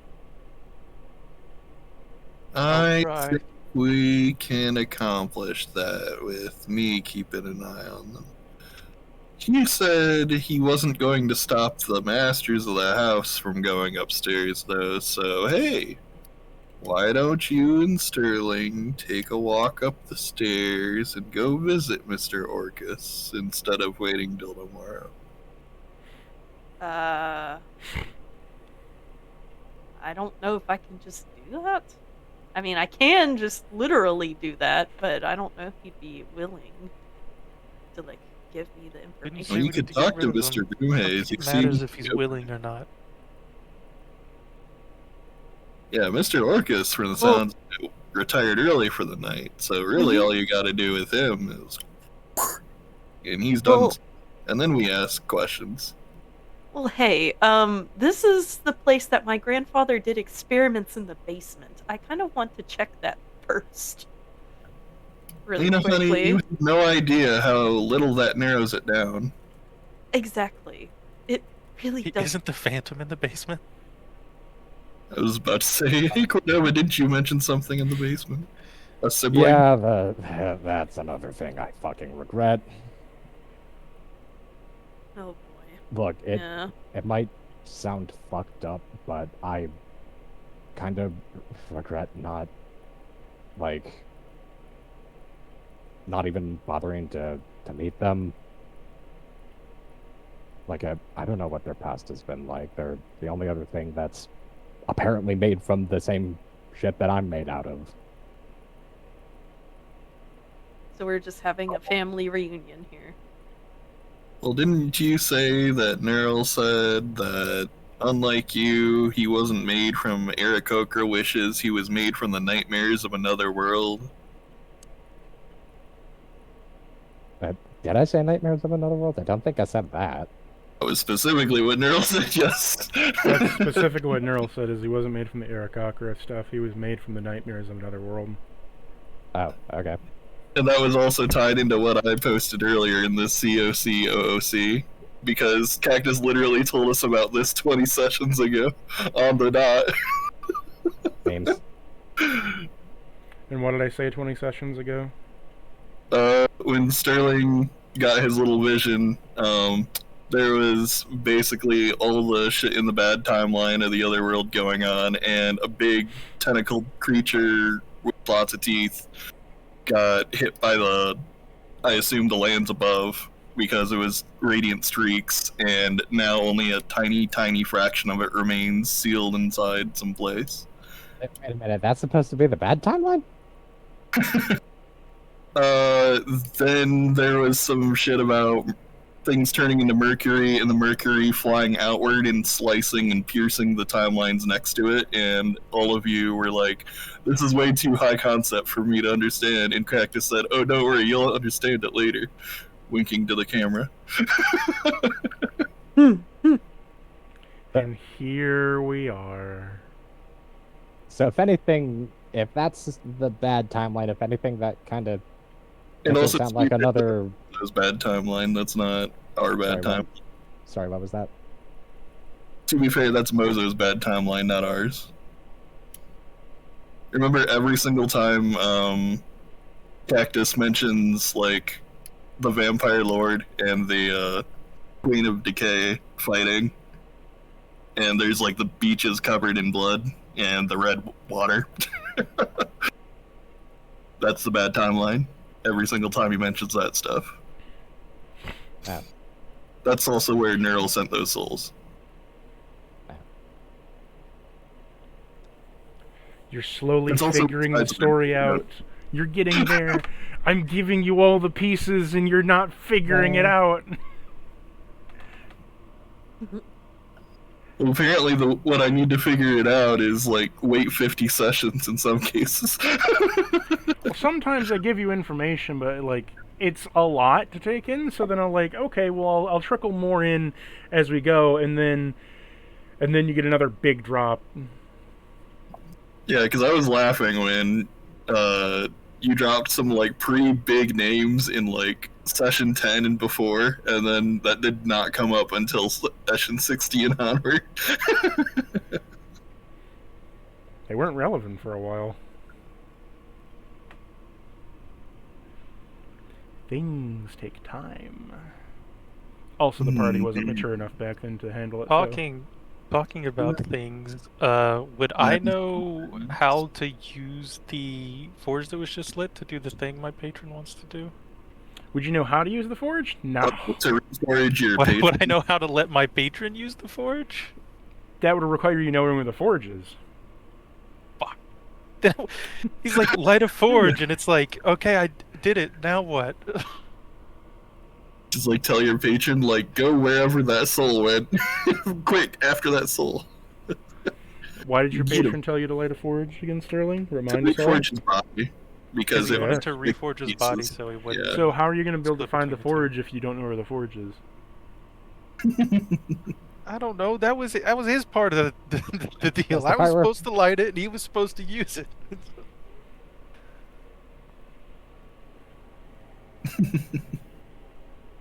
You gotta find it, Sterling. You gotta tell him where it is. He assumed that when you lit it, you were gonna light it yourself, not like do it through this back-asswards means. Anytime we've ever lit in a forge, we've never been physically there. It's always been the consequences of some action we've done. Yeah, because I don't intend for these consequences to light them. I intend for you to, like, find them and explore it. And no, fuck that. We're just gonna, like, Shit. stumble into it and kick it down the road. And then, I oh, didn't think they were like an actual place we could go to. I thought they were like.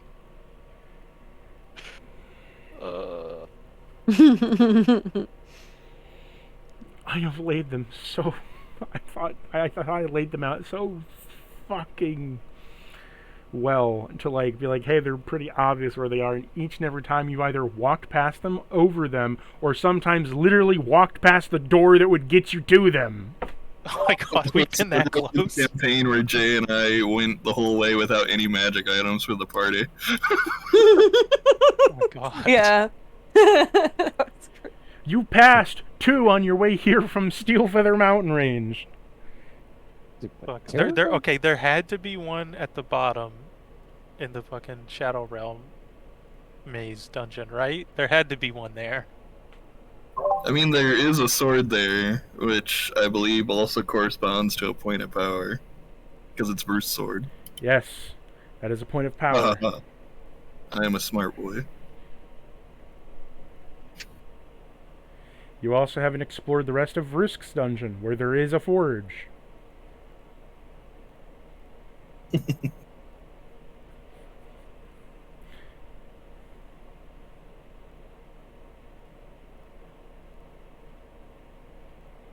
Oh, Nerl knows where all the forges are. We can't ask him.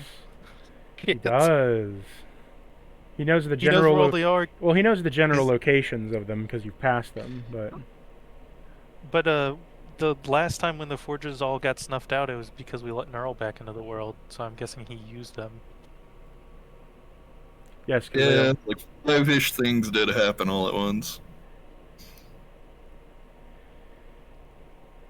by him ascending, it snuffed them all out because all the development up to that point to push him away got snuffed out.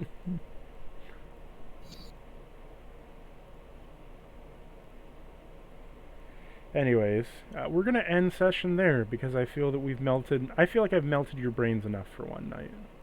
Oh, I was gonna